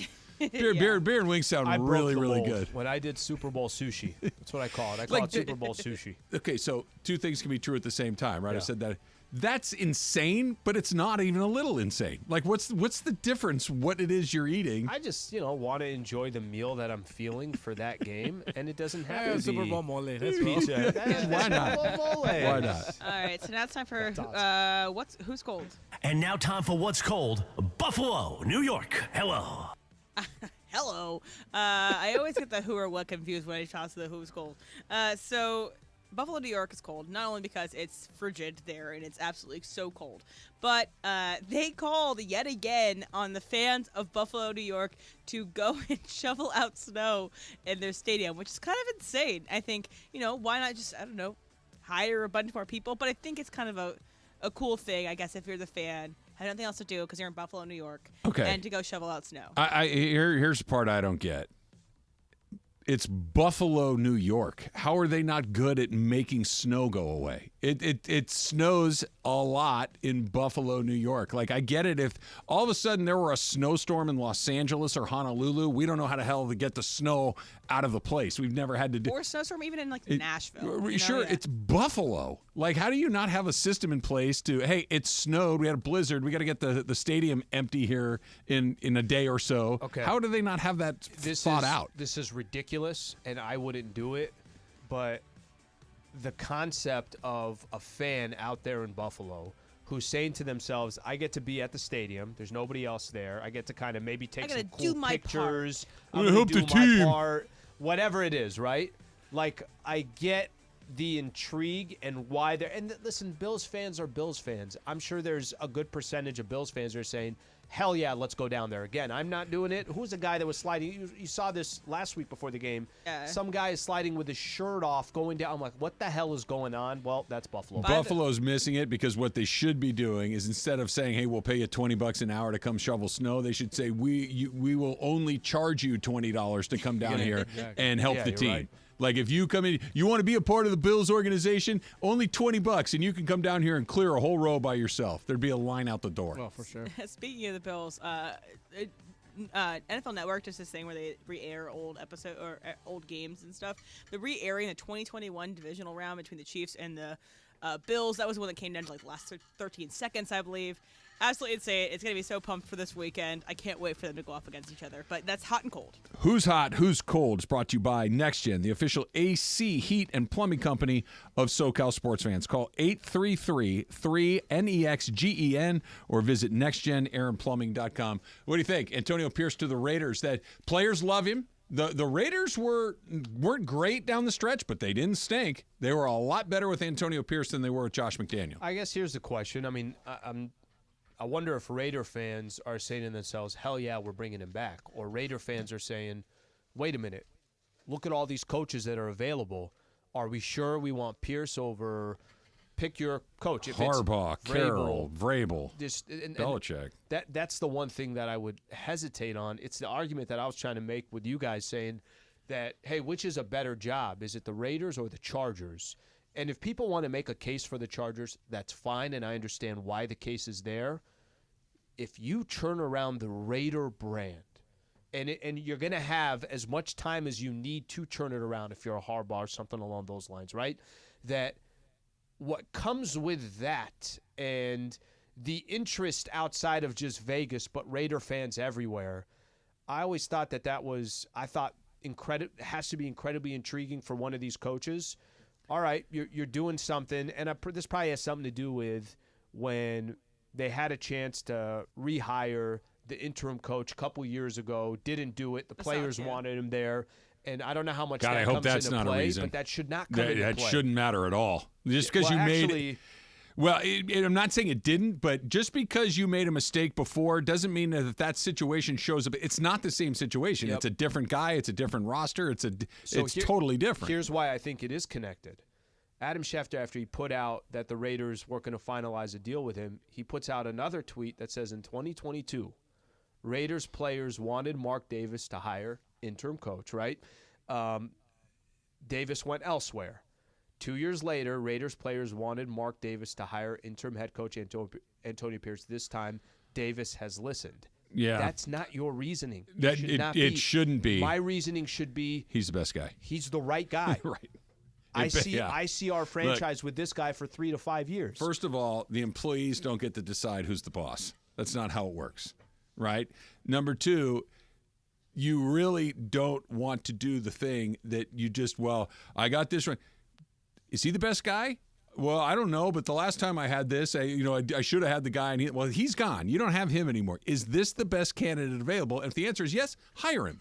If the answer is no, then don't hire him. That's not complicated. Let's go back to that tweet. He's saying that the players wanted Mark Davis to do that in 2022. What would the players say if Harbaugh walked through that door and said, I'm the new head coach of the Las Vegas Raiders? What are they going to say? Yeah, when I saw that, the thing that popped into my mind is that the opportunity/risk for the Chargers just got even bigger because there's one of those jobs that's off the board and one of the big names didn't take it. Mm-hmm. Bill Belichick didn't take it. Jim Harbaugh didn't take it. Mike Vrabel didn't take it. Pete Carroll didn't take it. That those four guys are still available. That's why this surprises me a little bit. And there's one less vacancy, which means those guys, the music's still playing. We just pulled a chair off, and now all of a sudden there's one less place for these guys to go. They better get one of those four guys. And all four of them would be home runs. I would pick Pete Carroll, would be at the top of my list, but any of those guys are really good options. And Antonio Pierce, they like him. He wears black Air Force Ones, Jorge. We all know what that means. That stuff, exactly. It means he's about it. Yeah, exactly. He knows he's about it. Simone. The The Dub's coming up next. It's Travis Slee, 710 ESPN. Bud Light was brewed to be delicious and easy to drink, right? Even when the little things in life get hard, like when the game goes into overtime, but now you have even more time to enjoy it and open up a fresh Bud Light. Bud Light, easy to drink, easy to enjoy. Pick up Bud Light at your local retailer today. I got to stop and I got to stock up. We got 4 football games to watch this weekend, Slee. So I'm going to get my Bud Light. You go get yours. Enjoy responsibly. Anheuser-Busch Bud Light Beer, St. Louis, Missouri. The biggest show.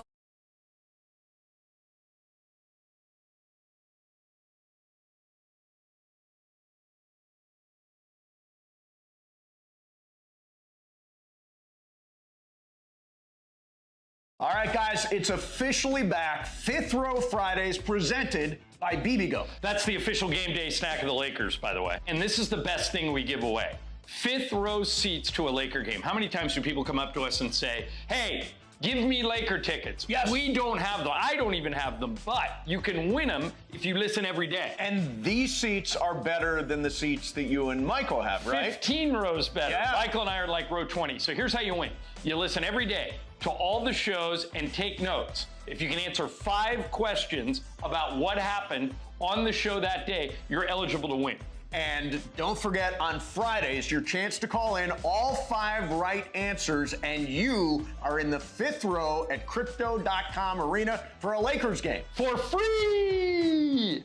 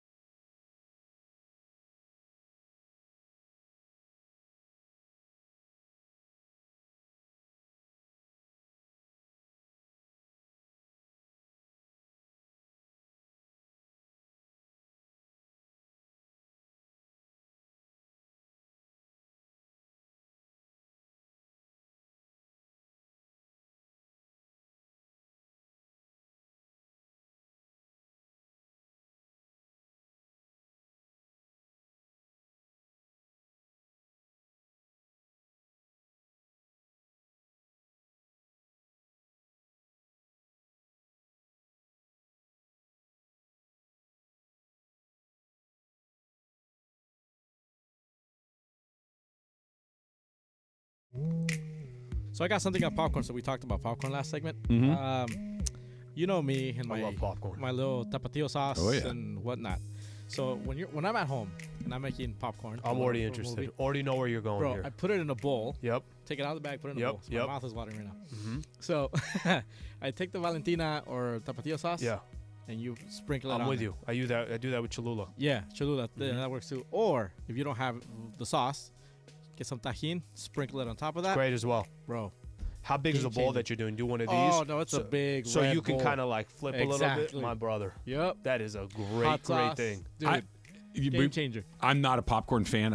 But that sounds pretty good. It's great. Like, because I like the flavor of the hot sauce and the tahini. And Well, here's what you could do with popcorn, too. Because popcorn, let's say you want something more sweet, right? Like you can put some chocolate or whatever. Like there's other ways to do popcorn. Popcorn's kind of versatile. My sister does Old Bay, so she likes Old Bay on it. I love Old And Bay. I am a traditionalist, much like my pizza. My popcorn, they're both two of my favorite things, and I don't mess with them. I go pretty classic. Just butter and salt? Butter, salt, and usually more butter.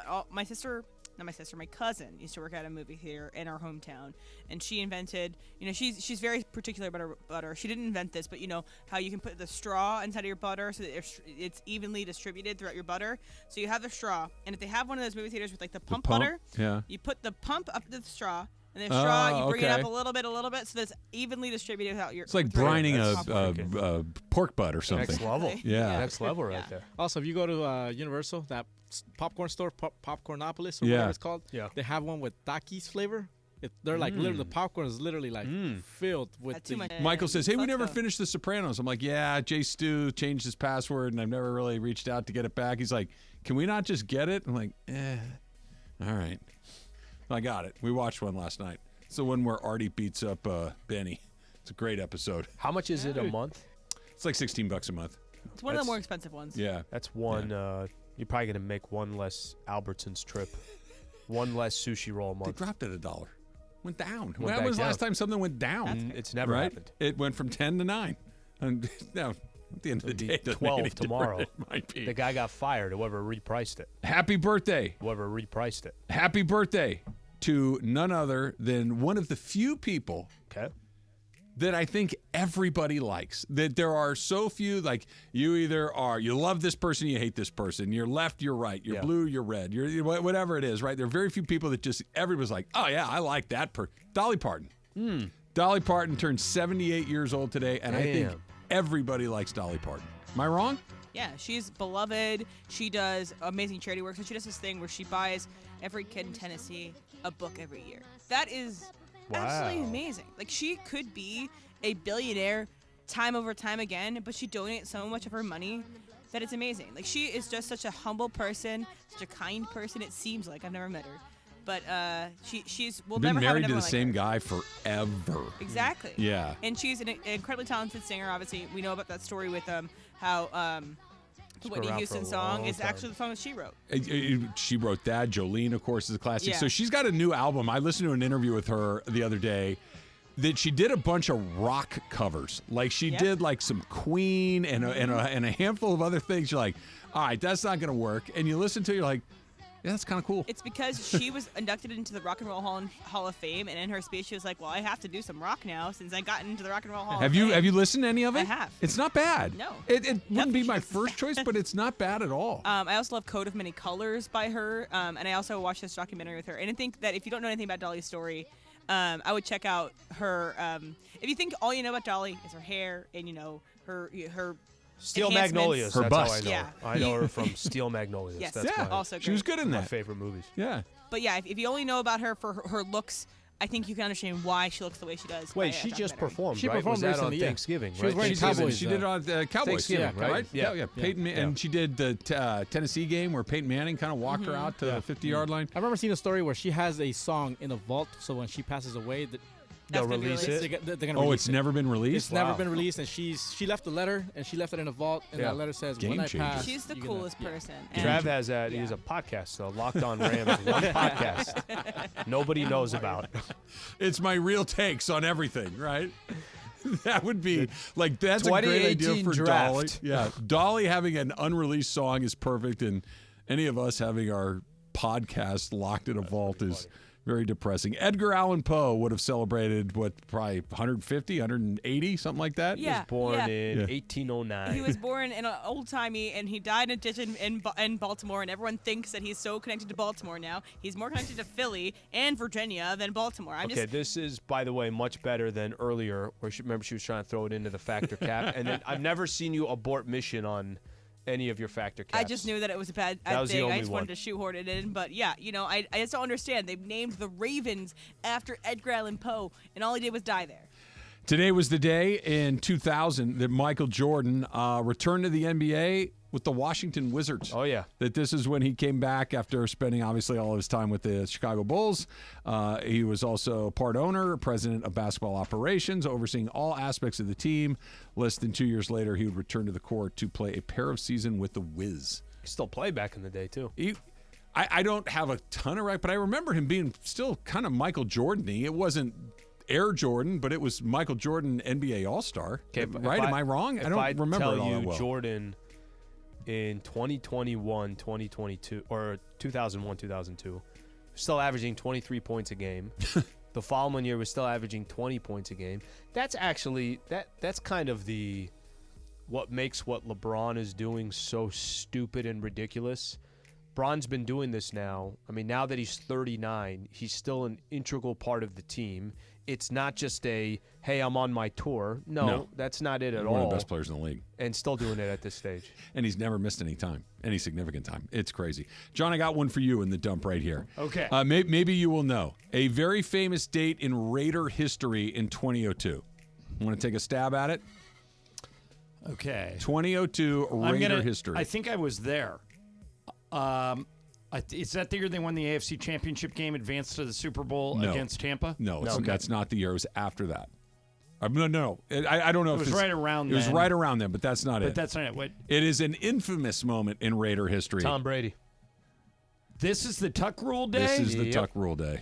Yeah, biggest crock of I crap still don't ever. understand it. I was telling him, I'm like, I still don't understand the rule. This is the Tuck Rule Day. Today, Patriots beat the Raiders. One of the worst calls ever. And I remember we had Pat Summerall on right after that. And he goes, that was the correct call by the rule book. Jesus. And I just lost it with him. I felt embarrassed later that I lit up Pat Summerall. This also the answer to a trivia question. That year? Yes, they did. How about this? It was also the first postseason win of Tom Brady's career. Yeah, because that was right around the time. Charles Woodson hit him from the blind side, and that was he was absolutely not in his throwing motion yet. Of course he wasn't. It was just awful. So idiotic. Awful. Tom Brady has the record of most postseason wins ever. We talked about this earlier. Want to take a stab at what that number might be? Okay. So let me give you second place so you can kind of try to orient yourself. Joe Montana has the second most playoff wins ever with 16. Okay. I think Brady... I'm gonna say so. He went to 7 Super Bowls, so that would he won 7 Super Bowls. Right. So that means he's going deep. So he's getting about 4 a year. I'm gonna say 28. 35. Wow. How ridiculous. How stupid. Wow. 35. Next closest is Montana with 16. More than Yikes. double. More than double the closest guy. You know what we should do right now, Jorge? We should do some Super Crosstalk. ESPN AM 710 Los Angeles. KRDC AM 1110 Pasadena, Los Angeles. K256CX 99.1 FM Pasadena, Los Angeles. It's the greatest segment in LA sports radio history. Oh my God. When the shows come together for magic on the radio. It will only grow stronger. Super Crosstalk. Are we ready for Mason and Ireland to join Travis and Slee? Super Crosstalk begins. Super Crosstalk presented by In-N-Out Burger. In-N-Out. That's what a hamburger is all about. It's time for Super Crosstalk. How you doing today, Mace? I'm good, man. Yeah, you're good? Yeah. I'm looking for something right now. I'm stalling for time. I'm going to test a theory that you guys were talking about earlier in your show. Okay, Trav. I asked Travis to hand me his phone and open his Uber app. Okay. Because you guys were talking about that Trav doesn't tip. Most of the time you don't often. Tip.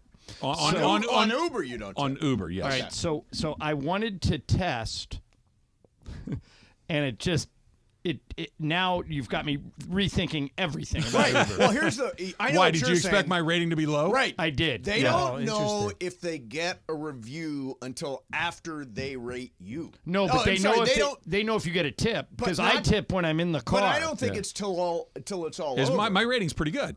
It's very good. Yeah. And I always tip. Yeah. Okay. Because I'm afraid if I don't, they're going to cream my rating. And then if you have a low rating, a lot of times they won't pick you up. But again, John, I think nobody knows they're getting tipped until after they've already rated you. I don't think that's true because a lot of times I'll tip in the car while I'm on my way there, so I don't forget to do it. Oh, okay. And I they'll always say forget. they'll say I thank you always go for the fast. tip. Really? So they know, unless they. I think they know. Anyway, Trav, my theory was, okay, I tip every single time. Because Uber, I'm no matter what. Yeah, even if the guy's awful. What's your rating? Because 4.93. What's mine? That's really good. Okay, you say you tip. Okay, it's not never. How many Uber rides would you say you took this year, roughly? 20? Slightly more than that, but yeah, sure. Yeah, so 2 a month, 25? Yeah, that sounds about right. All right, your rating, and you would say of those 25, you tipped maybe 5 times? 10. Okay. 15, no tip. Yeah. My rating is 4.93. Your rating is 4.88. Okay. So it means almost makes no difference whether you tip or not. I thought you were going to be higher than him. I'm like, okay. Hey, Ireland, find my rating on here. I don't know how to check my my rating. I tip sometimes and don't tip other times. What's the determining factor? If they send me that little email that little message that says send a tip.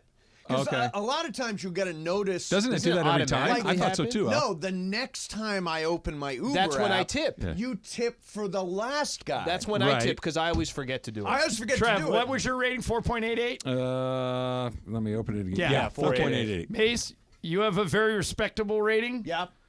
But you're in third place. In third place. 4.85. Oh, I got you by 0.03, Mace. Yeah, 0.03. I'd be second. Slee is in second place. So it goes Ireland 4.93, Slee 4.91, Trav 4.88, Mace 4.85. All good, respectable those are all ratings. good numbers. Like no driver will not pick you up with that rating. So one time, and I know the guy that screwed me over.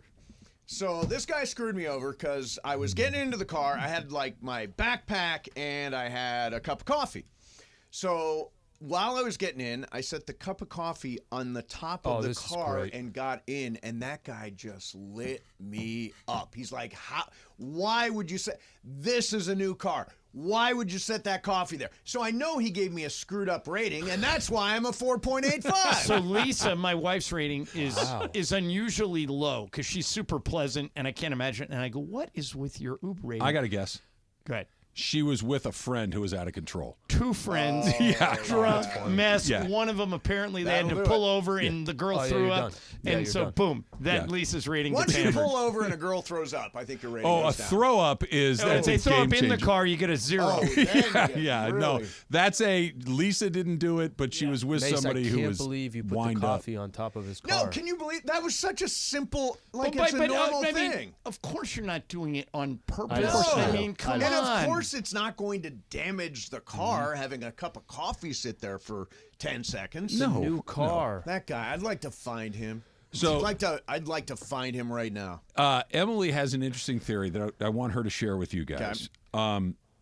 About Caleb Williams and his impending draft into the NFL. The only thing I just warn you guys, it's super serious. So just like This is a very it's serious gonna theory? be, yeah, it'll be a little. So, heavy. Em, I'll turn it over to you, and you explain why you have your feelings on Caleb Williams. All right. So, do you guys know about those French fries that have it's like extra crunchy? They're like almost like Euro. You only get them like Greek restaurants.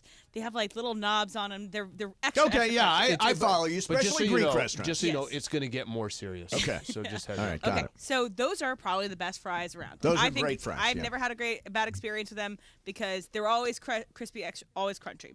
So Caleb Williams has an unforced error here, okay, on his own Twitter account. He quote tweets a picture of these French fries and says, "I wouldn't lie, these are the weakest ones." that means that he, one, does not know what French fries are about. Two, he has bad decision making. Wait a minute. How do you know where the fries came from? He might not just like those fries. What's wrong with that? That's a stupid take, and why would he put himself out there? It's just okay, but Emily, redundant. how do you know where he got the fries that are in the picture? He's saying the style of fries are a non-starter. Are the worst fries, and that's objectively a wrong statement. I told you this is going to be deep and kind of get very serious. And so I want to email, the GM of the Bears, the GM of the Panthers, saying, do you want this as your quarterback? This decision-making capability? What the hell is wrong with you? What the heck is happening here? Did you grow up on a French fry farm? I didn't grow up on a French fry farm. She's passionate. I just think that. She's passionate. Kind of agree with her. Small quite frankly. things Wait a mean minute. big things. Why? What's the because big it's deal? because it's he doesn't empirically like wrong. fries. That you can't. Everybody likes those fries, But also John. clearly he likes fries, just not these ones, which is a wrong, absolutely wrong take. Well, I mean, they're not McDonald's fries, which are the very best fries there are. Those are the I don't know king what of they the do. fries. I don't know what they. Why is McDonald's fry? Why are they so good? Almost always hot, always very salty. Got a little crunch. It's to 'em. crunchy The on key the is the outside, salt. fluffy You're on the right inside. about that. They're very aggressively salty. So now, here's what I heard. I heard that they have fried. They're all frozen, right? Yes. And they put them in the oil frozen. Oh, okay. And that's why they come out And it's crunchy. beef Then everyone should do that. All right, that's you a wanna, good call. You want to hear Mason swear? Yeah. Of course. Chet? Mace. Oh. Josh Hader. Yeah. Oh, yeah. To the Astros. What do you think? A 5 good years- team just got better. 5 years, 95 is a lot. For a reliever. Right. But he's great. A good team I love just got Josh better. Hader. And by the way, this is one of the things the Dodgers, I thought that they perhaps might roll the dice on another $100 million player because if you have... Because there seems to be no end to their wealth. If you have question marks about your starting rotation at all... You can shorten games with a guy like Hader. Now, I heard you talking about how Hader He's a wouldn't 3-out guy. But here's the thing. So Kenley Jansen was a 4-out guy. But I don't think it's because I think it's because not everybody's arm reacts well to I'm going to get 1 out, then I'm going to sit down, I'm going to wait for my team to bat, then I'm going to come out for another 3. That's actually Travis, you would know, that's putting stress on the arm that's different. Anytime you ask somebody to do something they don't do a lot, it gets weird. Right. I guess he had some experience in Milwaukee before the Padres traded for him, where he kind of had in his mind and his agent that they don't want to do 4 outs anymore. So when he came to the Padres, there were a couple predicaments. I mean, against the Dodgers in the playoffs, he did have a 4-out game. But the series against Philadelphia, there was a lot of chatter of why they didn't go to him. They needed a big out. In the 8th inning? In the 8th inning, they needed a big out. Yeah. And part of the reasoning was he does not pitch 4 outs. Yeah. Yeah. So, I'm glad that the Dodgers didn't go there. Are you? I am. I think that's one of those things that is, I don't want to say unnecessary, but if that's the going rate for that guy, hard pass. That's a lot of money hard pass. for a guy that's going to pitch 1 inning every once in a while. 3 days a week. 5 years is does it is a long surprise you time, that too. the Astros did it? Because it's not like the Astros are not. It's not like they're making a lot of bad moves as well. I mean, this is they're a in the legitimate window team too, to go win right? the World Like Series. they're in that window where they're good every year. Their windows. Altuve's getting older. Bit, Bregman's getting older. Those guys, but they're still really, really good, and they're going for it. And the Dodgers are going for it. The Rangers are going. There's 10 teams that are all in at this point. One spot left on the Dodgers 40-man. Is that one not for open Kershaw? spot. If that's what they decide to do, That's what I think is they're holding it for Kersh. Yeah. Which is good. They need a left-handed starter. They do. Hopefully he's okay after the All-Star break. Here's okay. I've turned a new leaf, guys. I don't know if you know this about me, but in 2024, I'm positive Travis. Oh, wow. Yeah, I'll believe that when I hear it. What's today? So far, so December good. 9th or January 19th? I don't think he makes it to Groundhog. Maybe not. First, probably the end. I'm going to temporarily set positive Travis aside and give you what I think about Kershaw in 2024. Okay. So at his age, a shoulder surgery, that's a wrap. Oh, you think he's done? I'm not saying he won't come back. Yeah. I'm not saying he won't try to pitch again. I'm saying that because even up until where he was only pitching half a year, the half you got out of him was really good. Mm-hmm. I think that in your mid-30s, a shoulder surgery, this is not the elbow where they figured out how to rebuild that thing. The shoulder's very different. I am not optimistic that he looks like Clayton Kershaw even in a part-time Not role. even close. Not. I think he's going to be a very different guy. Wow. Well, then we'll see. I think they need to you're go a different direction. You're talking to somebody who watches a 39-year-old go off on the NBA every night, and you wanted to get out of the LeBron business 4 years ago. Yeah, you're not wrong about that. And he kind of is. So I don't know if. But LeBron's never had a surgery to a major part of his he's body never had to where you're rehab asking him to come a back gigantic again. injury. If this were just Kershaw continuing to pitch, like it's like, roll it. The equivalent would be if LeBron had torn his Achilles and now trying is to come coming back at 40. Yeah. But how about this? John Smoltz reinvented himself at the end of his career as a reliever. Mm-hmm. Dennis Eckersley was a starter for 15 years. Yeah. Could Kershaw do that? Well, it's kind of like what we were talking about with Hader a second ago, where obviously you're asking him to do a very different thing. So there'd be a bit of a learning curve, I think. The question is, by the way, nobody thought Eckersley or Smoltz would be any good at this, and they're both in the Hall of Fame. But it's almost just a straight math equation. Can he get that velo where it needs to be? Because if you're going to come in and pitch one inning, you need to get a ton of swing and miss. And in the big leagues right now, you need crazy and velo. you're not going to throw junk. And he's a 91, 92 guy if that. And those guys that are coming in out of the bullpen now, they're triple digits if they're an inch. What I'm thinking is, as a situational guy, he could be dangerous. That's more interesting. Who is he, Jesse Orozco? Well, yeah, but think about it. So let's say remember that guy? Let's say a guy Santa Barbara High School. Let's say a guy comes up with like 2 men on with 2 outs in the 8th, and you need 1 out, and you look it up, and Kershaw's like struck him out 16 out of 18 at bats. Right. Bring him in. Well, What the hell? so there's like 2 lanes. Fans would love it. So I don't doubt that. Yeah. Here's the question. 2 lanes for Hall of Fame players that I'm going to play as long as I can, and then I'm going to go. Or I'm going to get out while I'm still a Hall of Fame caliber player. Right. And then there's the really rare guy. I'll use Vince Carter as the example. Right. Where I'm more than happy to just be a guy on the team, occasionally chip in and do what it is. Kershaw doesn't strike me as that guy to left-hand specialist his last year. But I don't think he wants to go out the way it ended last year. And John, that'll fade. That'll fade. But think about their team right now. You know, he's got a legitimate chance to win a World Series. Whatever you can do to come back and just be a part of it. I mean, I would imagine. So he you wants would to be say a part of don't it. sign him until after he has the surgery? Well, he's already had it. Right, but after you see what he's got? See what it looks like. Let's see how the rehab goes. Let's see how let's just see what it looks like. And if he wants to pitch and you're like, yeah, that's not so bad, great, let's do it. But my concern is he starts his rehab, he starts to throw, he starts to work out. It's like, yeah, it's just not there. Major league stuff just it was isn't barely there before the surgery. And now put an arm through that surgery. And to your point, Al, I don't know if he just kind of wants to be on the roster to get another World Series. I think he's Clayton Kershaw. He wants to compete. He wants to be a huge reason why they win the World Series. Right, and there would be something sad about seeing Kershaw hang around to try to get the last out in the 7th inning. But you know what? Guys, think about this. That would be sad. Steve Carlton, one of the great pitchers of all time. Yeah. Went through like he 6 bounced teams around at like the end. crazy. Do you guys know where Akeem Olajuwon finished his career? Toronto? Correct. Do you know where Patrick Ewing finished his career? Orlando, maybe. Seattle? Yeah. I mean, you guys brought up Michael Jordan to the Wizards.